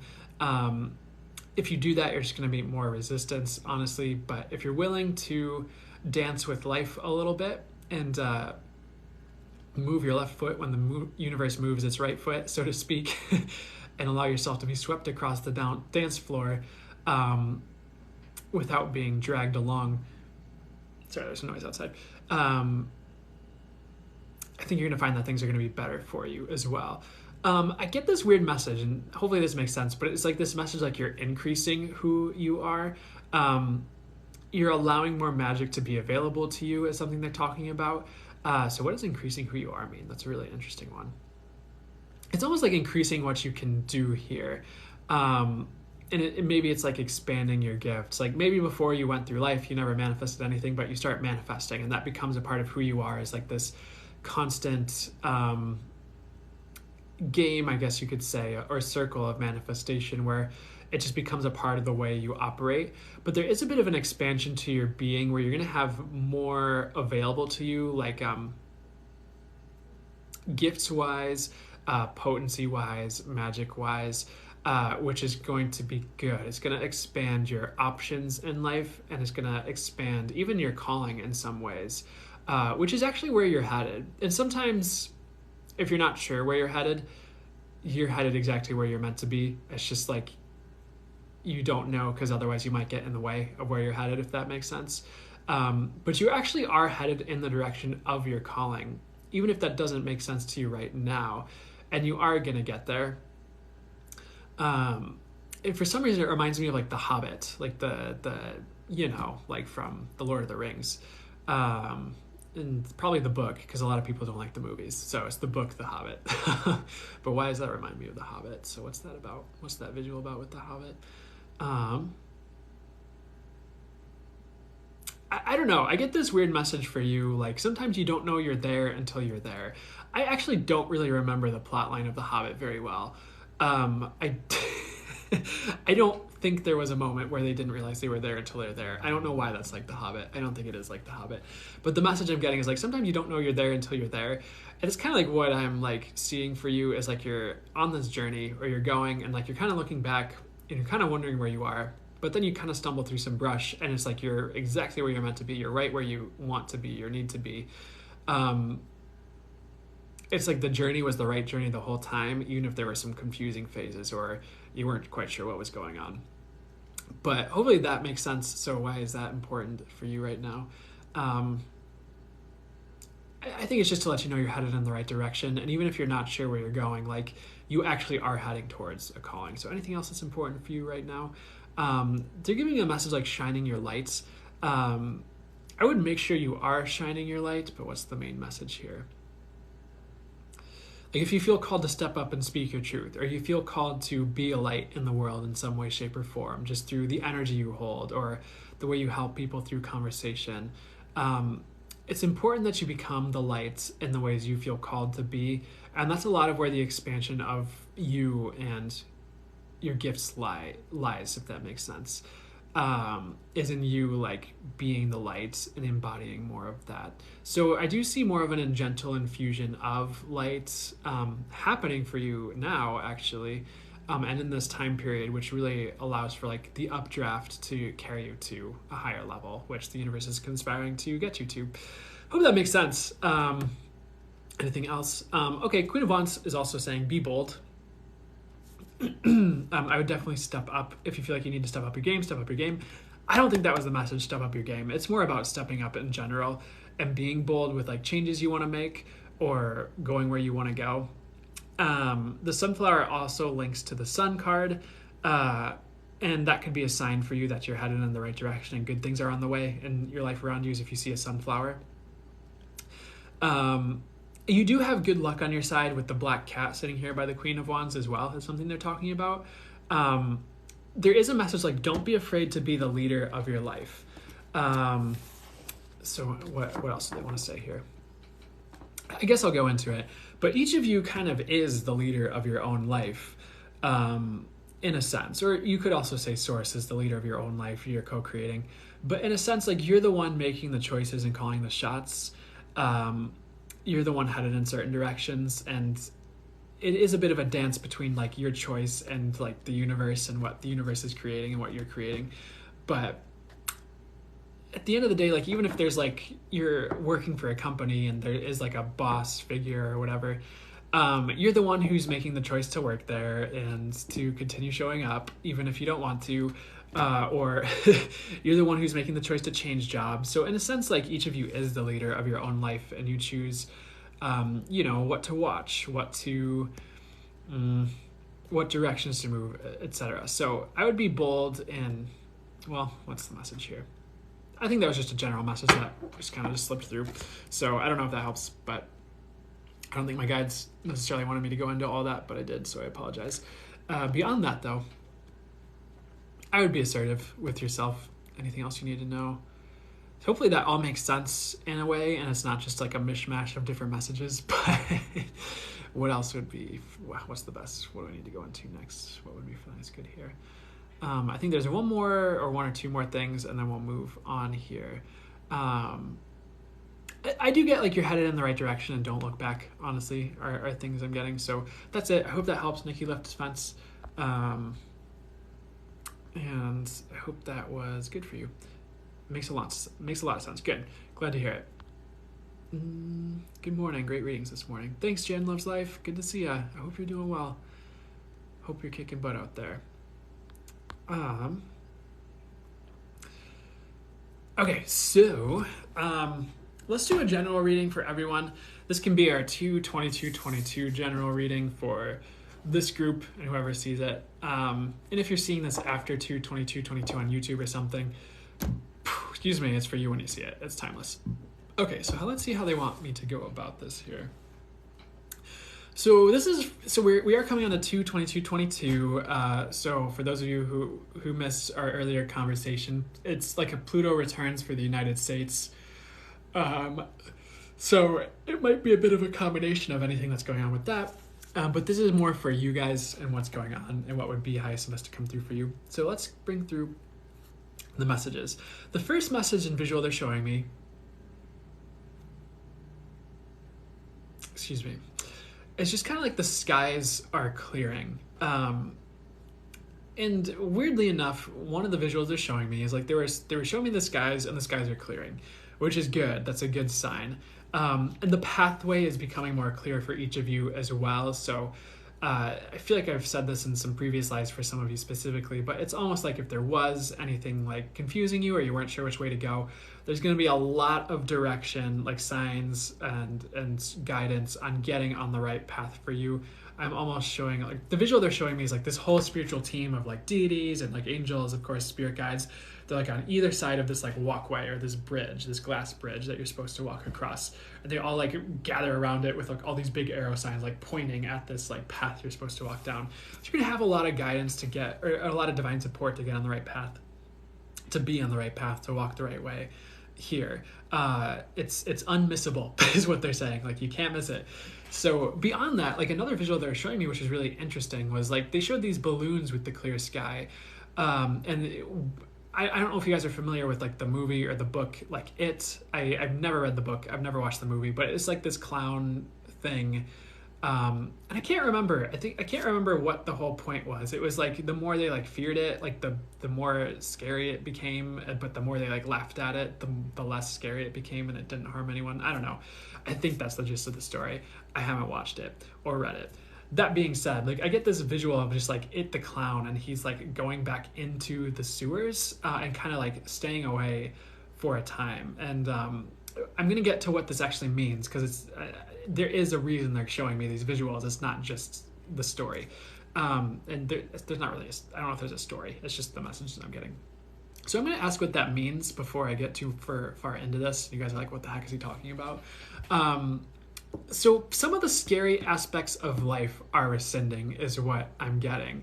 And some of the things you were afraid of that you didn't need to be afraid of are kind of showing their true colors, and you're realizing like you had nothing to fear all along, some of you, or things aren't as scary as they seem. And sometimes when it seems like there's smoke and mirrors in your life, or you're not sure which way to go, or you have certain scary thoughts or seemingly scary events, it seems like things are much worse than they actually are. But I'm really getting this message like nothing was actually bad. And as you see the true nature of some of what you've been through and some of the things that the universe has put you through, you realize in some sense the universe was in control all along. There is nothing to be afraid of. And that's part of the message for 2/22/22 is like a true nature being revealed for the circumstances in your life, past, present, and even future. And I guess you could say outside of time. But that's another story. All that being said, so anything else that's important here? I know we did talk about dreams earlier. I definitely would be paying attention to your dreams around this time. There is a lot going on in the dream space, and there is like a big collective shift that the universe is gearing up for, is the way they're showing it to me. So a lot of individuals are being prepared in their sleep for a lot of the changes that are coming up. So another message for you, if you're having certain dreams, is you're being prepared for some of the shifts within you and externally that are going to be coming up for you, because there is a lot of change coming in. But there's a lot of light and brightness to it. If you're willing to receive that into your life, and all of you are, and if you're not sure, you can just be like, I open to receive the light that's for the highest good for me to receive. I open to receive things being light and bright for me, full of ease and grace, or something like that. Something along those lines. The key phrase is things are going to be lightening up. So there might be I don't think it's gonna be too bad. Some of you might go through a purge phase. Some of you are honestly just gonna like step up into a lighter version of you quite quantumly or quickly. It's more the message. Excuse me. So beyond that, what's the message here? With the 2/22/22 day coming up here. I did say this earlier when I was answering Prince Priestess's question about it, but there is a lot of things, there's a lot balancing out with 2/22/22.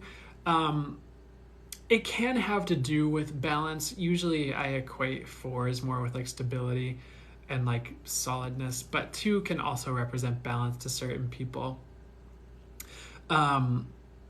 There is like a big energy of certain things falling apart and certain things coming together, and it is about coupling up is what they're showing me. They're showing train cars coupling up and decoupling. So some of you might find that you're falling apart from certain things or partnerships, and some of you it just might be coming together really rapidly. Some of you will see a strengthening in your partnerships. Honestly, it's really about like what would be highest and best for you and what would be lighter and brighter and what would cause the skies to clear. That's more what this is about, is like what clears the skies, if that makes sense. And so for some of you, like you've shifted really rapidly internally.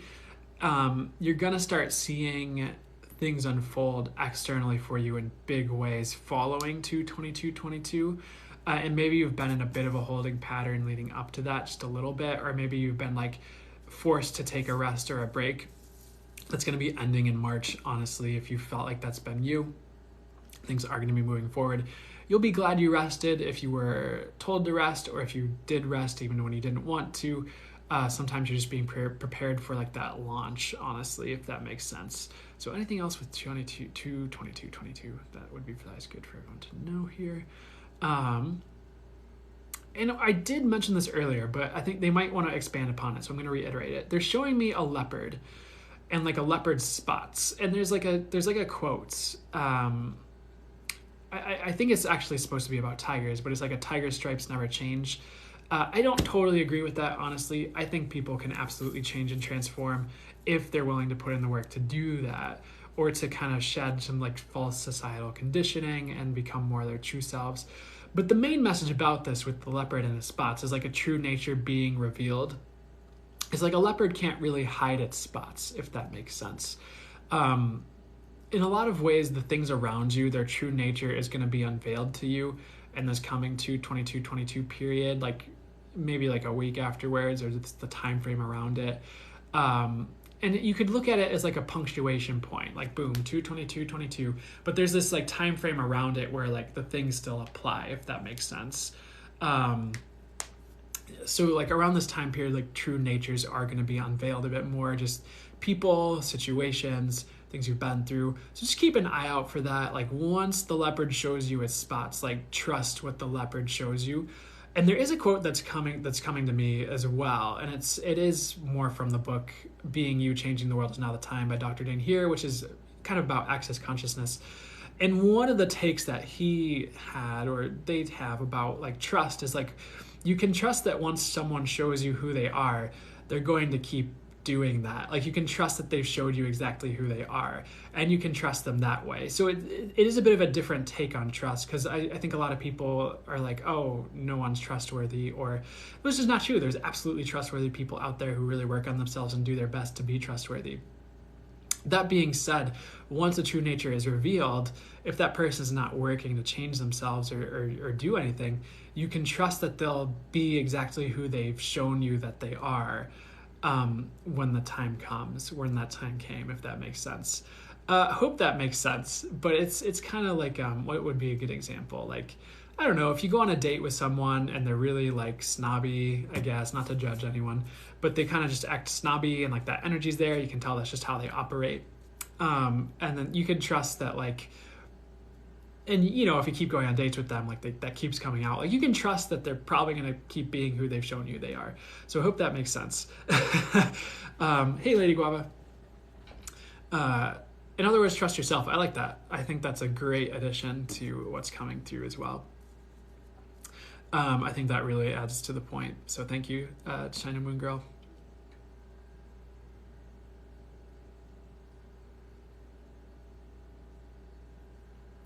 So anyways, next point that they have here is for the 2/22/22 date here. Let's see what's coming up here. Another message I'm getting is setting the tone for the year, which is actually more in like March, I'd say. You're going to start having events that are going to like show you where the year is headed, if that makes sense. It's not like you're stuck with something bad if something bad happens, by the way, but you're going to kind of start to see what this whole year is about, or it's like it's more unveiled, like the direction of the year for you, which kind of already came through with like the clear path message and visual. But that is something I'm kind of getting, is like the next few months are going to be setting the tone for like what shows up in a way. It's not meant to scare you. It's more meant to get you to focus on what would you like to see. And in some ways, it's actually out of your control. It's more the universe showing you, and not so much like you setting the tone. Though I never want to limit you. Of course, you can set the tone and start to do that now, even just with some intentions. If you wanted to throw some tensions up to the universe, like, hey, I like a good year or something like that. I don't know. And you could even set an intention like, hey, universe, show me what the best year this could be. Show me, the words are not coming out right, but I had the message, so give me 1 second here. Show me what's the best this year could be, or show me what's the best this year could provide for me or my life, or something like that.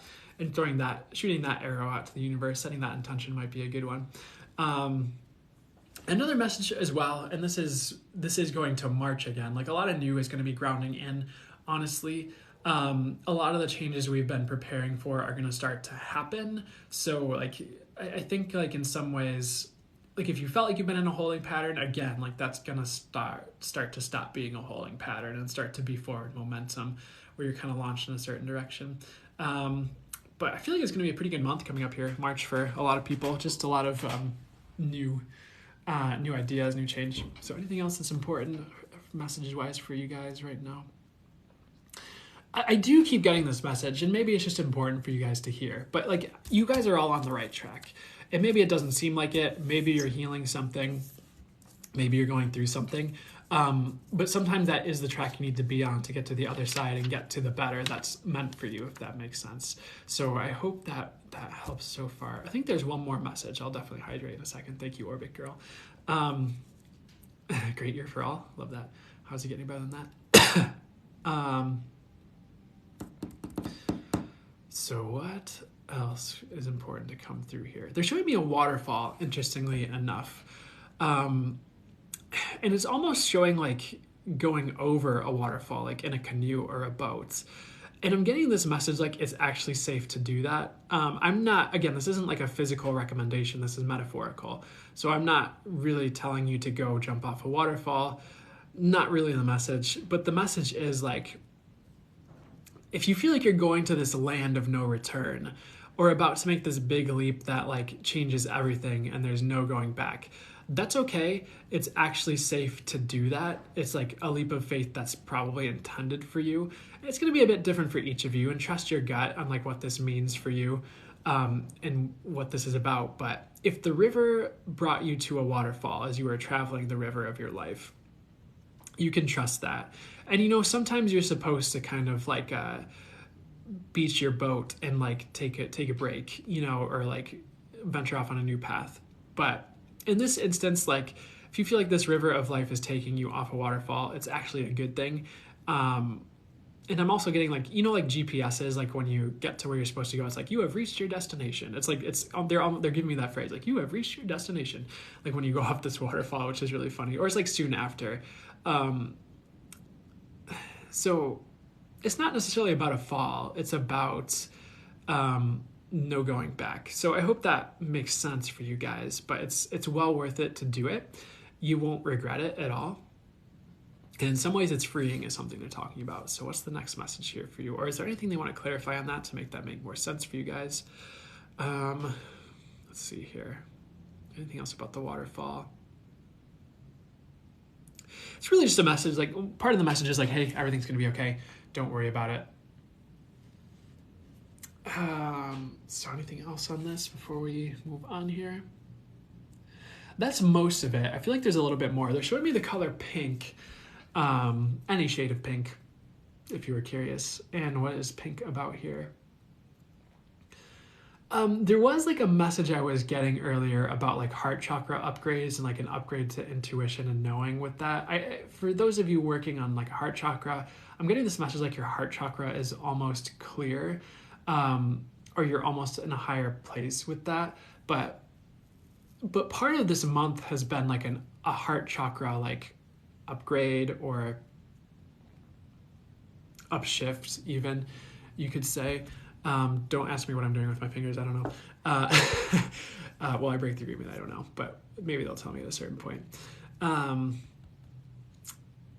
So in some ways, you're going to be coming out of that and ready to hit the ground running with more knowing, honestly. And you'll find that you've become more loving in a strange way, even if it's subtle. But that's been happening for each of you in certain ways. Another message they have just for you guys in general is like divine willpower is coming online. They're showing me the solar plexus and they said divine willpower is coming online. So what is that about? What I'm getting is like your will is going to align with the divine more frequently. It was part of the heart chakra upgrade that people were collectively going through, which is really interesting to me. So when your will really aligns with the divine will, you could say like things really go your way more frequently. You could say like nothing really stands as an obstacle because it's like the way you're going is the way the universe wants it to go, and vice versa. So it's almost like a certain amount of ego was removed, is a way you could put it, or you have more the right amount of ego. And if I were to get into it, it really depends on who you ask. Like a lot of people talk about killing your ego. A lot of people talk about dissolving your ego in the higher love. And sometimes I'm not sure anyone knows what they're talking about when they're talking about ego. When I listen to all the different definitions and people talking about it. But one person I heard talk about it a lot earlier in my journey really talked about like ego being like this... I'm not going to say this is it, but ego being like this bag that holds your consciousness. So you have this point of like, oh, I am me, to exist from while you're incarnate, if that makes sense. I'm not sure if that's the right definition, but the way they presented the information, they were saying, you know, you want like just the right amount of ego. Like you want to be mostly like spirit or source or soul with just like a thin layer, I guess, not covering it, but a thin layer of ego. And they gave the analogy of like a glass with oil and water, with like water being spirit and oil being like ego. And like you'd want like 90 something percent spirit and like 10 or less percent ego. It was like the example they gave. Like you want, or maybe even less. So a good, if you're working with ego, by the way, or this has been a topic for you and that resonates for you as a definition, one tip or trick for you could just be to manifest or ask that your ego is brought to just the right amount, fully for the highest good, and that spirit takes care of the rest. And you're almost just manifesting having just the right amount of ego, honestly. So hopefully that makes sense as well. I can't remember why I got into that. Oh, it was about divine will and divine willpower. But as you align more with divine will, I do see like things just kind of smoothing out for people in general, and things just being a little bit less rocky because you won't be getting in your own way and you won't be getting in the universe's way, if that makes sense. So hopefully that helped with that ego description and wasn't just more confusing for you guys. And if you want to just scrap that because it doesn't work for you, that's fine. I'm not really attached to that definition. I just thought it might be helpful for some of you. But that being said, that's it. That's kind of a lot of what I'm getting here. The other thing I'm getting is they're showing me the color green and they're showing me like grass and like greenery and a lot of growth. And they're saying, give me the word like a lot of growth. The word's a lot of growth. So that's part of what this time period might entail, is a lot of growth, honestly. And that could go a number of different ways. That could be personal growth. That could be growth in a business. That could be, but it is about things ultimately flourishing because,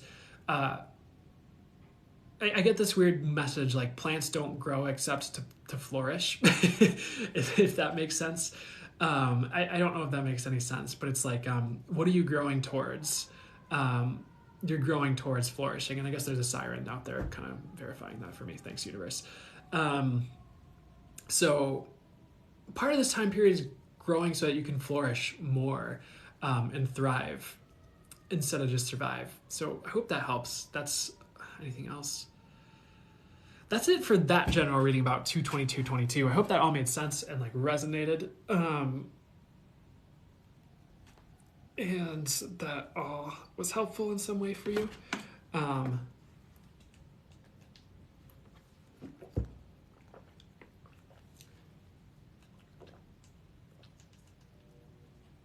You're welcome, Healing with Angels. Thank you, Rockin' Robin. Also, awesome. I'm glad to hear, Rachel Reeves. You're welcome. I wanted to give a shout out to Rockin' Robin for moderating and any other moderators that are here. I appreciate you guys for just showing up and helping to keep the chat clean.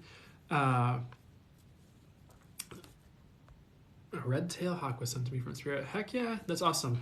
It's funny you mentioned that. Hawk has really been a spirit animal that's showing up for me a lot recently, or that I've just found myself asking for help from recently. I no like particular reason. I just felt guided to do it, honestly. My guys are like, stop talking. I'm like, okay, I'll stop talking about that. But yeah, heck yeah, that's awesome. Yeah, so shout out to the mods. You're welcome, Patty Subtle. Hope you're doing well. Good to see you here, by the way. A hawk flew into my fence the other day. Whoops. I like how you sneezed after talking about purging. Oh, good catch. I didn't catch that at all. China Moon Girl. My favorite person live. You guys. He's amazing. Oh, thank you, Lauren. That means so much. I really appreciate that. I've been seeing a small osprey. Any significance? The word osprey and like the bird osprey has been popping up a lot for me as well. I feel like that's an unconventional one. You might have to look that one up. I'll see if I get any messages though here. For some reason, and I don't think this is the typical meaning of osprey, but what I'm getting right now is it's about being you and being unconventional is part of it. But I would also just double up and look it up and just maybe combine that with whatever message you get when you look it up too. China Moon Girl says, Brandon, any idea which healing method I should stick with? Still can't decide. The message they're giving me, they're pretty much just saying like, hey, say Reiki and shamanic work. So those are the two I'm getting for you. I'm not sure if you felt drawn to shamanic work before, but if you find a good teacher, there's a lot of merit to it, honestly. And I know there's like sometimes people who you have bad experiences with who are like, I'm a shaman, but there are some really good ones out there. Those are the two that they're kind of providing for you, from me at least. And if you feel like that's not it, that's okay. I'm sure the right one will show up for you. Anything else that would be sure it's good to know though about that or anything else?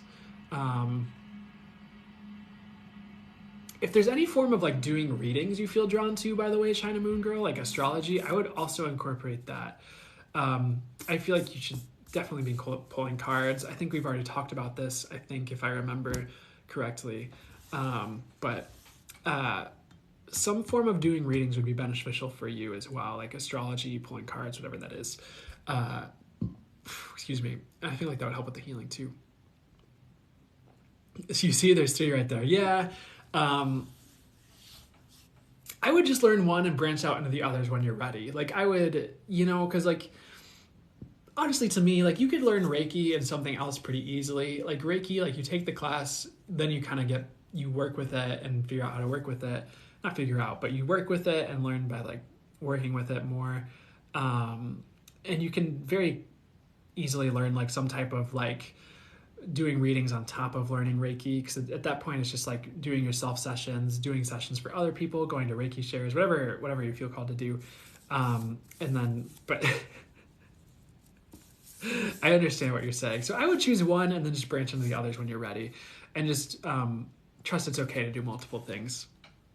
But I love cards and astrology. Yeah. So if you haven't already learned Reiki, maybe learn Reiki, work with cards, and learn astrology. Sorry, I can't even just stick with one for you. So I'd just pick one that draws you the most and is most exciting to you and feels most joyful to you, and learn it. And then when you feel ready, start branching into the other things as well.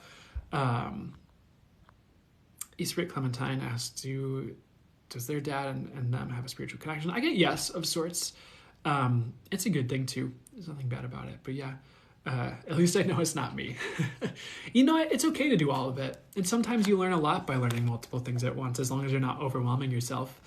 But it's absolutely possible to like learn Reiki and then take a shamanic class at the same time. Or learn astrology and be pulling cards for yourself at the same time. Like a lot of these things do intertwine. I'd say some of like the combining factors in all of it would be intuition, and your spiritual gifts like that, like intuition, knowing if you channel, it's channeling.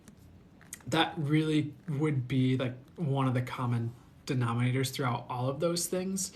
And like you being you and learning to work with your energy and work with energy in general.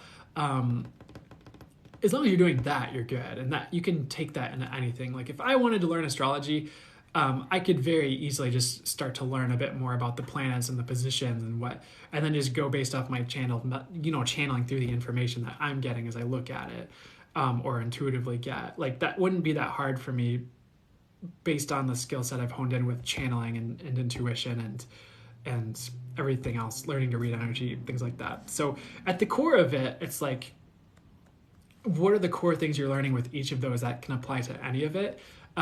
That's a lot of where the meat is at, I guess you could say. And if you're vegan, that's a lot of where the Beyond Meat is at. Sorry, that's a terrible joke, but I hope that helps. Renaissance Sin at your service. Hey, yeah, you don't have to rush into it, but I would start with Reiki and then learn astrology. Maybe. I feel like pulling cards is more important though. So Reiki and cards, and then shamanic classes and astrology, or just branch out from there. Where the lentils are at, there you go. How do you learn how to read energy? Practice. You kind of just have to learn how you work, honestly. Let's see what they have to say for you and in general.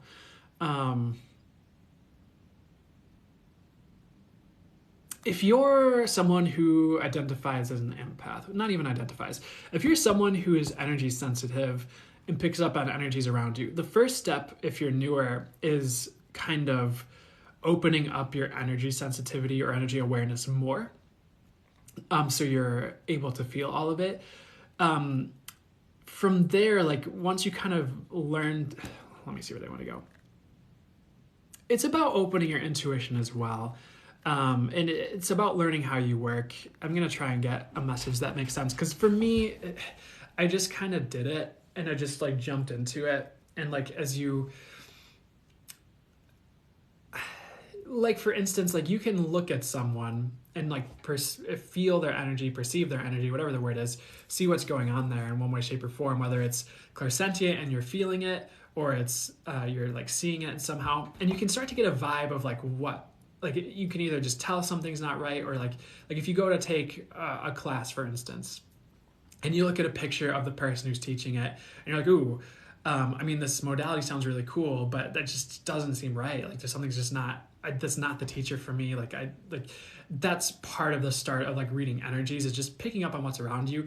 As you boost and like work with your intuition and channeling more, you'll get more of the messages about what's going on with those energies, as opposed to just like feeling it. You can learn to just feel it and read it that way, because like you'll learn what arrogance feels like, you'll learn what ego feels like, you'll learn what peace feels like energetically, or love. And part of it is like you working with crystals, like you can just feel what different crystals feel like, and you're like, oh, that feels like selenite, oh, that feels like hematite, and you kind of get to the feeling of the different energies of the crystals, and then you get the feeling of different energies of people around you or different situations. So a lot of it's just awareness, honestly, and utilizing energy sensitivity to me is like a higher form of awareness, because you're aware of what's actually going on. The energies don't lie, is a way someone phrased it to me that made sense, that I've been trying to communicate.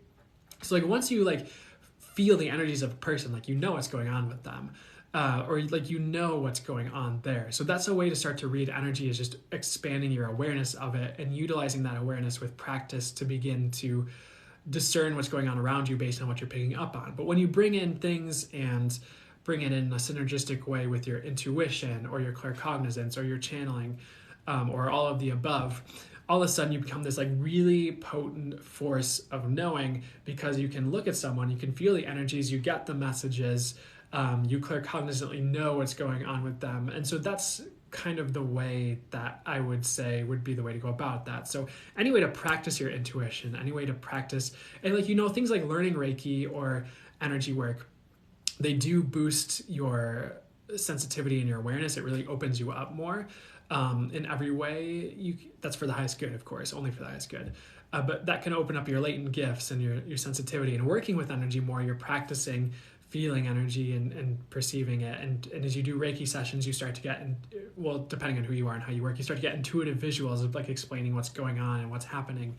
And so like in some ways, like doing the work is how to learn how to read energies, like learning Reiki and doing self sessions and sessions for other people, practicing pulling cards for yourself and getting the intuitive energies. And when you pull a card as well, another way to read it that another way people can read it, and it really depends on how you work. Not everyone's the same, but when you pull a card on a situation, like the energy of that situation is there with that card, or like a person. If you pull a card on a person, like the energies regarding it are there, and you can get the energy of the situation through the card, if that makes sense. And so there's multiple ways you can read the energy of the card and the energy you're picking up off with the situation through the card. You can read intuitively what they're pointing your eye. Like for me, like they'll just channel the messages. I'll get words. I'll pull a card.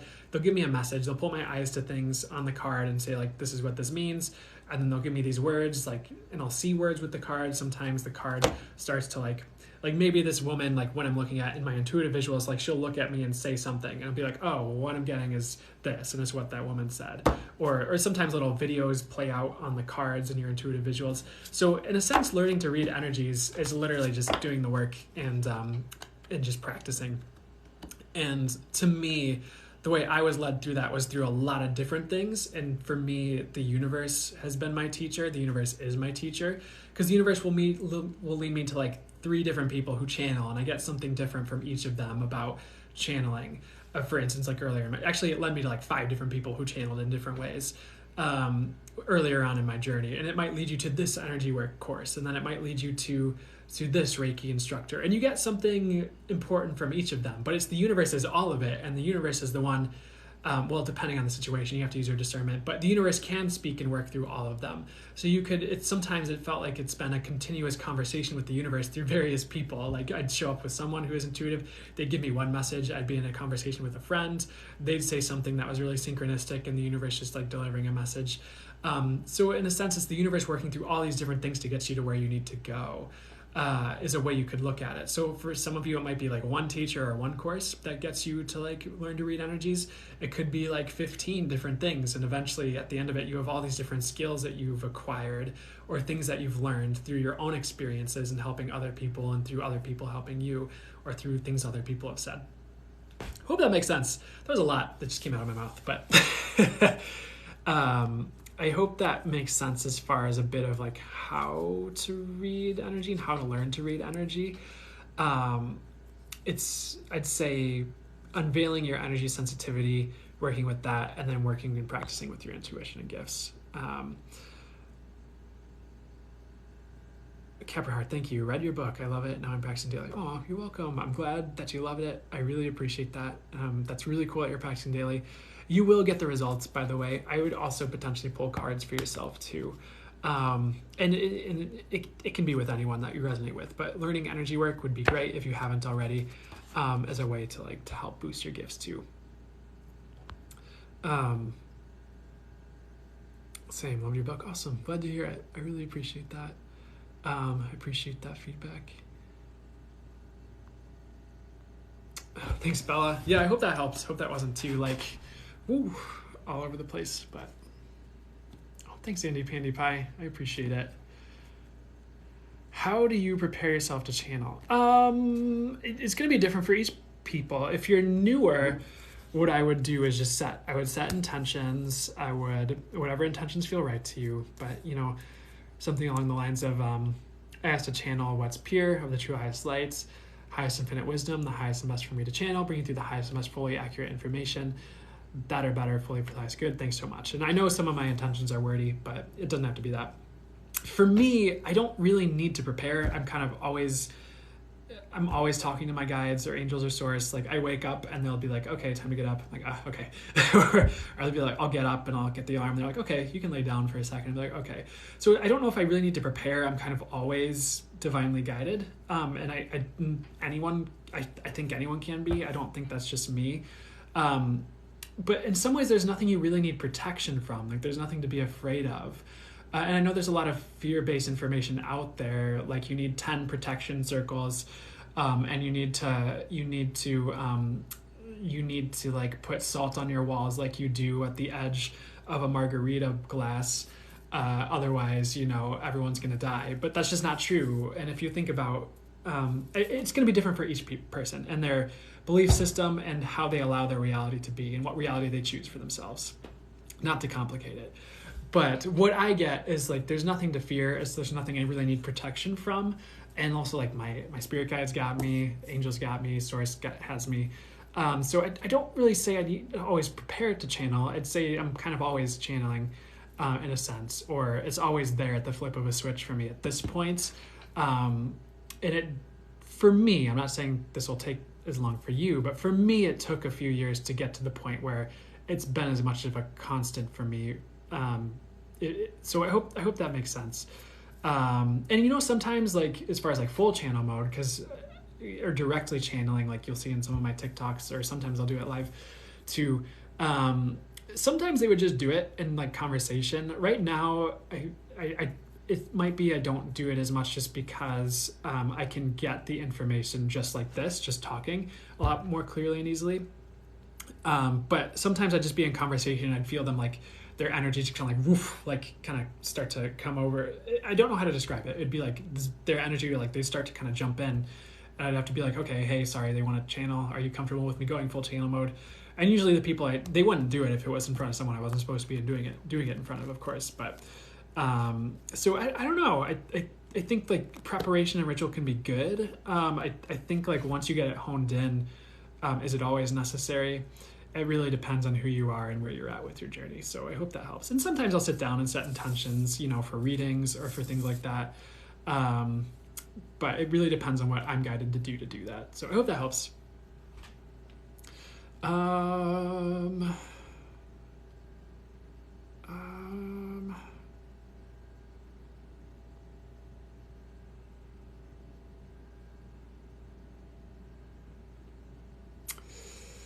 Who is a gate? I'm not sure what the context of the gatekeeper thing is. I feel like I am claircognizant. Is that the same as discernment? I wouldn't say it's the same as discernment, but I'd say that's something you could work with to be discerning, if that makes sense. So claircognizant to me is just, it's a knowing. It's something that like hits you and you know. You just have like a potent knowing, I guess you could say. But with that knowing that you have, which is like a form of intuition, is just knowing, you can use that for discernment. So for instance, discerning might be, I want to take, for example, a Reiki Karuna key class or something, I don't know. And my claircognizant would be the thing that says, no, not that teacher, which would help my discernment of like, no, not that teacher. So it's something that really lends itself towards discernment in making the choices you make, if that makes sense. So I hope, does that make sense a bit more? I was told I was a gatekeeper. I think that's an ascension. I can't remember if it's grid worker or gatekeeper. I think that's like, I'm not, because there's like this thing for like ascension where there's different people like there's different like jobs, quote unquote, that I can't remember it all, but like I know there were like ascension way showers and there were ascension like, I thought it was gatekeepers, and they kind of like grounded in a lot of like the new earth energetics. I think that's what that is. You might want to look that up. I can't remember where that's from or who, or that's but that might be more what that's leaning. Is that more what that's leaning towards? It's what I'm getting is it's about allowing in new energies. You might want to double check that and just check in with other sources too, but I think that's what that's leaning towards. Oh, you're welcome, Moon Roseby. Yes, it does. Thank you. Awesome. Okay.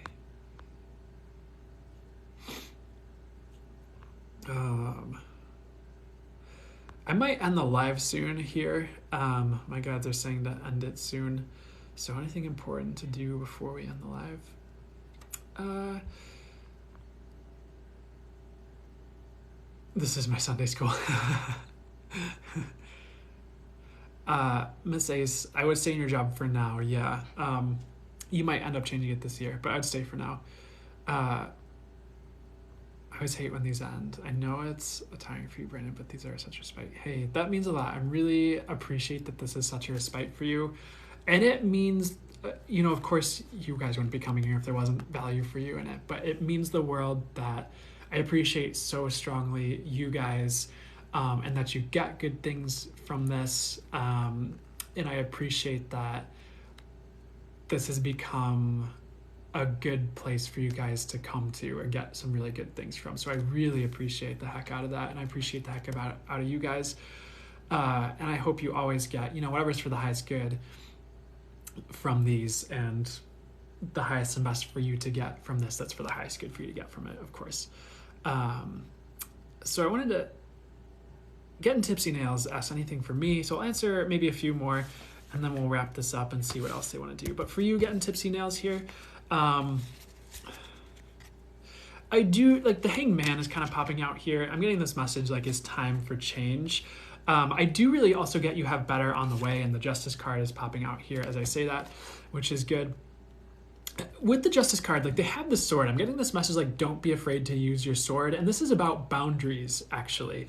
Don't be afraid to set boundaries with people or draw lines with people with your sword, or use your sword for good or for your highest good. And there's this message, it's metaphorical, of course, but you have a sword for a reason. I really get the more you're setting boundaries for yourself, the better things are going to go for you. And it's not about bashing people over the head with it. It's more about drawing the lines that you need for your peace and your prosperity and your well-being. And not allowing people to cross them or walking away if people do cross them. And it's not about using boundaries as a weapon either, or as a rebuttal where it's something happens and you're just well, you were quite mean to me, so I need to set a boundary now. And it's a weird revenge boundary. I don't know about that. But in general, just make sure you're setting the boundaries you need for your prosperity and growth and well-being. Beyond that, what else is coming in for you here? What else is important for you to know and for the highest good? You are on the right track. I really get things are going to be changing for you because they're showing me the track. And with the visual, you're on the right track. A lot of the times what they're showing me is it's like a train, but it's you're me at the front of the train. It's I hear train noises and I just see going along a track, in a first person perspective, if that makes sense, at the front of the train. For you, what they're showing me with this track is it's a track change. You go off to the right as opposed to this track, which is going off to the left, my left, from the visual. And you might find you're going off to the right and they're these twists and turns, and it might be a little bit confusing and perplexing. But it's actually this pattern that's getting you to shake certain things off. And it is a bit of a new direction for you as part of the message. But as you kind of go through these twists and turns, it shakes things off. You get onto this straightaway here. And it actually leads you towards a finish line into some of your goals here. So this track change is actually a blessing, and it might be a blessing in disguise the way they're showing it to me when this comes about for you, which I am getting the month March for you, March, April, maybe May. It's just sometime in the spring here with this track change, or maybe it's something that takes that amount of time to transpire. But the more you're willing to change with that, honestly, you're going to be led towards victory and some of the things you want. And you might have to let go of certain things.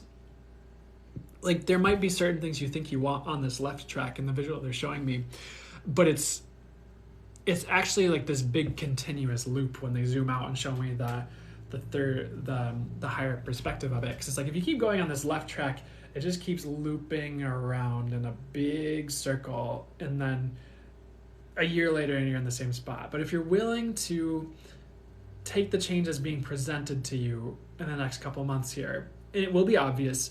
It's not something conspicuous. It's not something you miss.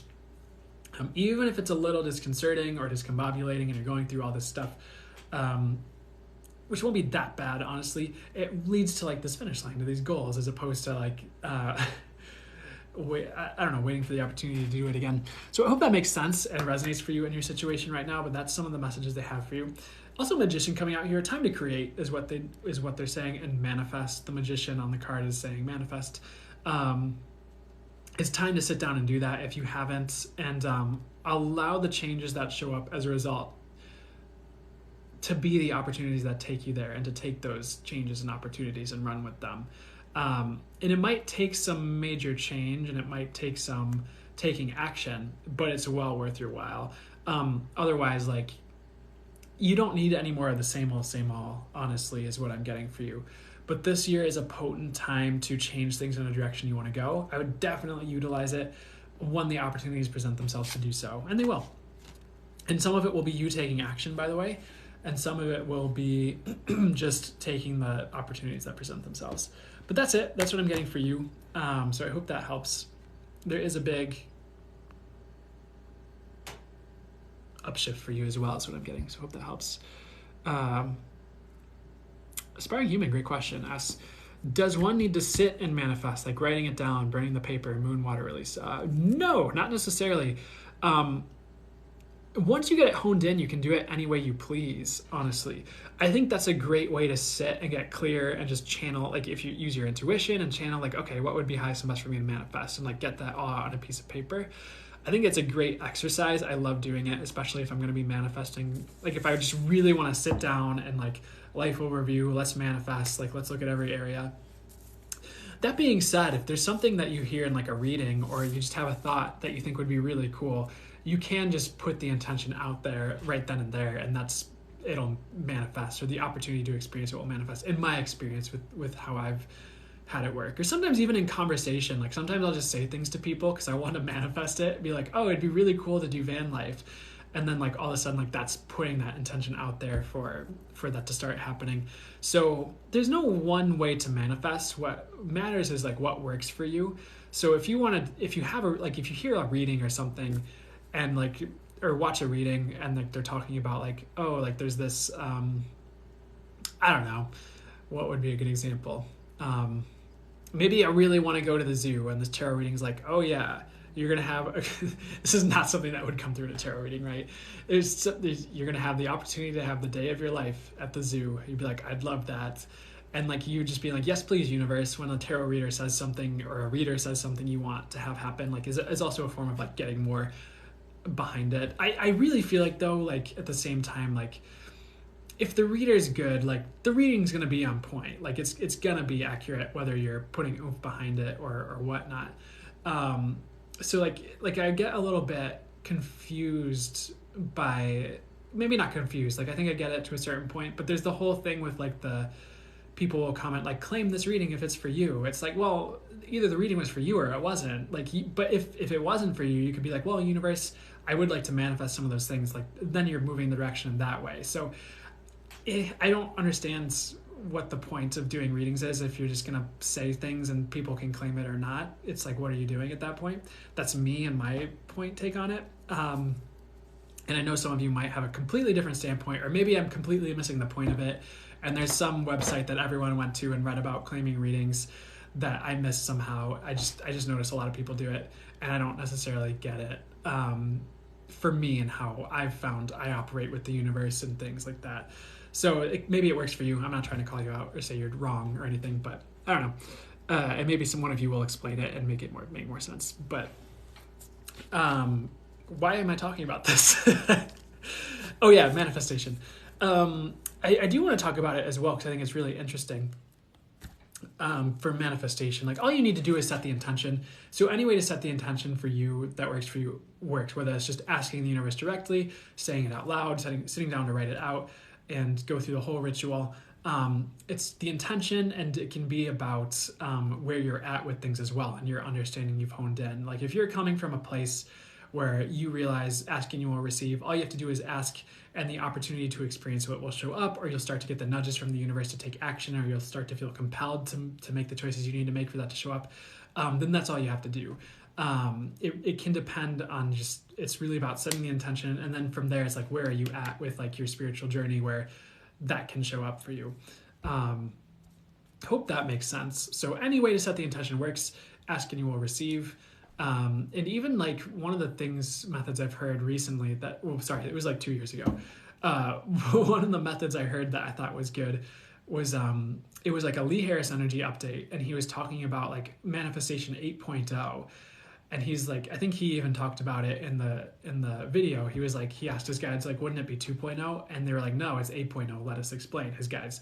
And what they were kind of showing him was like, all you have to do to manifest something is like, think about something and lightly desire it. And then the opportunity to experience it will show up. And I found that happen a lot. Like, it was just kind of like before that. And after I saw that, like I started to see, I'm like, oh, that makes sense. And then it just started to be another way things could show up. So like, for instance, like being on a podcast, like I'd be like thinking about it, like, oh, it'd be really cool to be on a podcast. And then like I'd go about the rest of my day. And then like a friend would reach out and be like, hey, we're starting a podcast.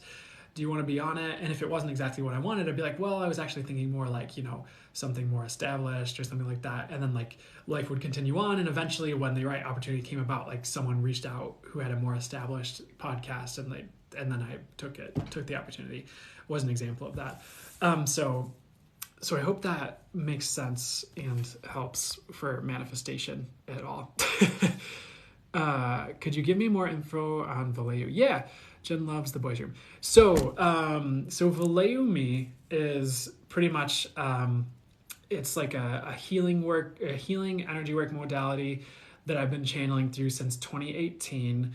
And I just, I'm not trying to overly self-promote here. I did just open up a class for March. I forget which day. It's a Saturday next March, or this next March, that I'm teaching over Zoom. But essentially, I channeled through symbols, like Vusta on the front of this book is an example. And this one means channel prep. And so pretty much what happened was, I'll give the story. Well, what would be highest must share? Pretty much like, what happened was 2018, I was working in a metaphysical shop or a crystal shop, and one of the new employees came up and she was like, hey, I've got a message for you. I'm like, okay. I was and at this point I was like, yeah, the universe just has people do that for me. Now I kind of get my own messages, so I don't know. But she was just like, hey, you're going to write a book and you're going to start a modality. I'm like, what? And so what ended up happening a little bit after that was like I sat down, or I think I was on an airplane, and like I sat down and I just had this like intuitive visual where it was like they just showed me this like symbol and like all this other stuff happening around it. And so I'd draw down the symbol, and then like they'd start to give me like a name for it. And then like either now at this point in time, they can just give me a symbol, they give me the name, they give me what it does. Good to go. At the time I was still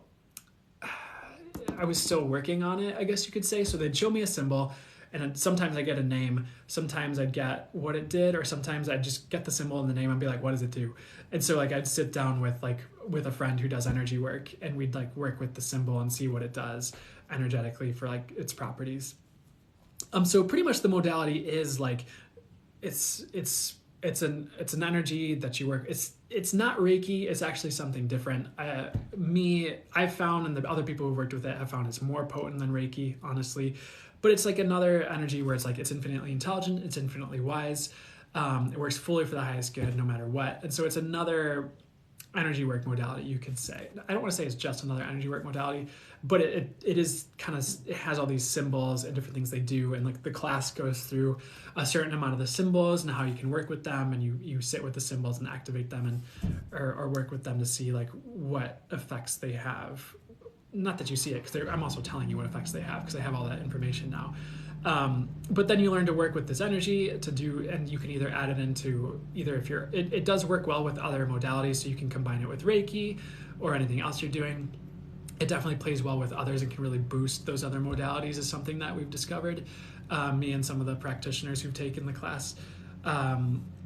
So like it really like supercharges Reiki if you use Reiki and then like bring in one of these symbols.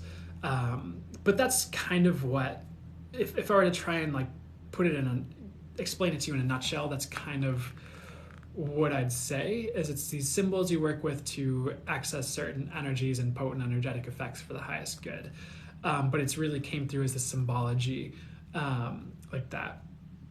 So yeah, is it light language? I've had people ask that to me before. I'd say it's similar, but not. It's like similar, but not quite. It's kind of its own thing, you could say. You could say it has light language aspects, is what I'm getting when I check in on that question. I'd say it's a bit more potent than light language, honestly, if just with what I've experienced with certain light language and what I've experienced with these symbols and the energy work that they do. So hopefully that answers that for you. But yeah, I mean, thanks for asking. I sometimes just completely forget to self-promote, but that is a class that's available. It's on my website and the scheduler along with the readings. So if you want to ask more about that, you can email me in the contact form on my website. I can try to get you more information. I again, like, the most important thing to me for you guys, like whether I'm giving a reading or something else, like this is for the thing I'm about to say next, for energy work, is that you find the right teacher for you. And so like, because a lot of the times my guides do ring through the advice to like learn Reiki or learn energy work. And I never want anyone to feel like I'm trying to do that just so you take a class with me. Honestly, that doesn't matter so much as like you get the right fit for you and you're getting what's best for you in your journey.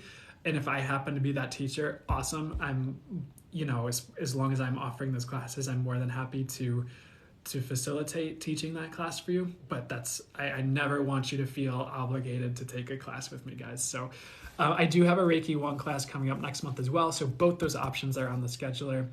Don't feel any obligation. Again, the most important thing to me is that it's the right fit. You're getting the right teacher for you with what you're learning.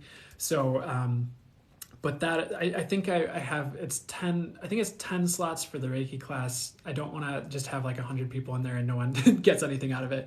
I think it's 12 for Valeyumi, but we'll see how many people actually show up. But yeah, you're welcome. But that's some of what I've got going on that could be an offering that's helpful for you if you feel called to it. Of course, never an obligation. And I'm never upset if you take a different Reiki class besides my own, because it's, again, like, you've got to get the right people for you. So yeah. So anything else? Is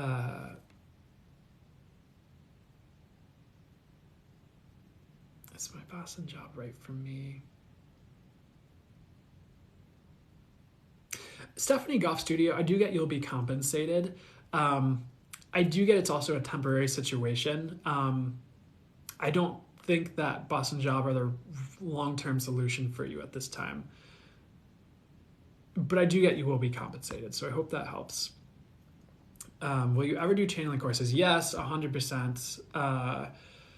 Don't forget to hydrate, thank you. Yes, I'd say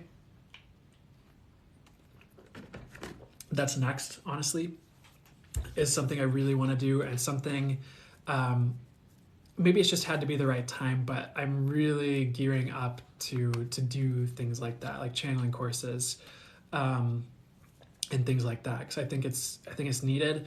I think a lot of people are coming online with it, and I think it would be a good time to get that out there to help people in the highest and best ways for it to help people, whoever's drawn to it, I suppose. But there's a lot of magical people out there, so hopefully this will be of service to them. I know it's come up before about doing a live channeling class. I really want to put a course together, but I might end up doing a live channeling class or something as well. It's been like floating around in my brain. I really need to sit with this and like see what the right directions are. Channeling courses would be incredible. Yeah, so I think I'm going to put those together, for sure.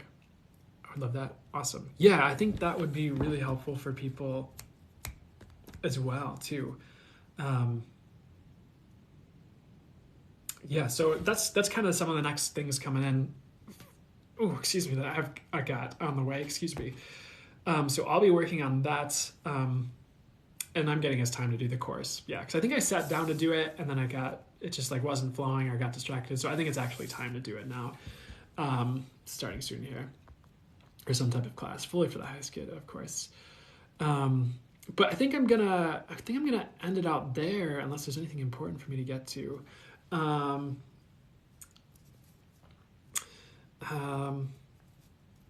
Okay, yeah, I need to end the live right now, guys. I'm sorry. I know I see some additional questions. I'm not trying to ignore you. Thank you for the guitar Reiki post. All right, awesome. I'm glad to hear it.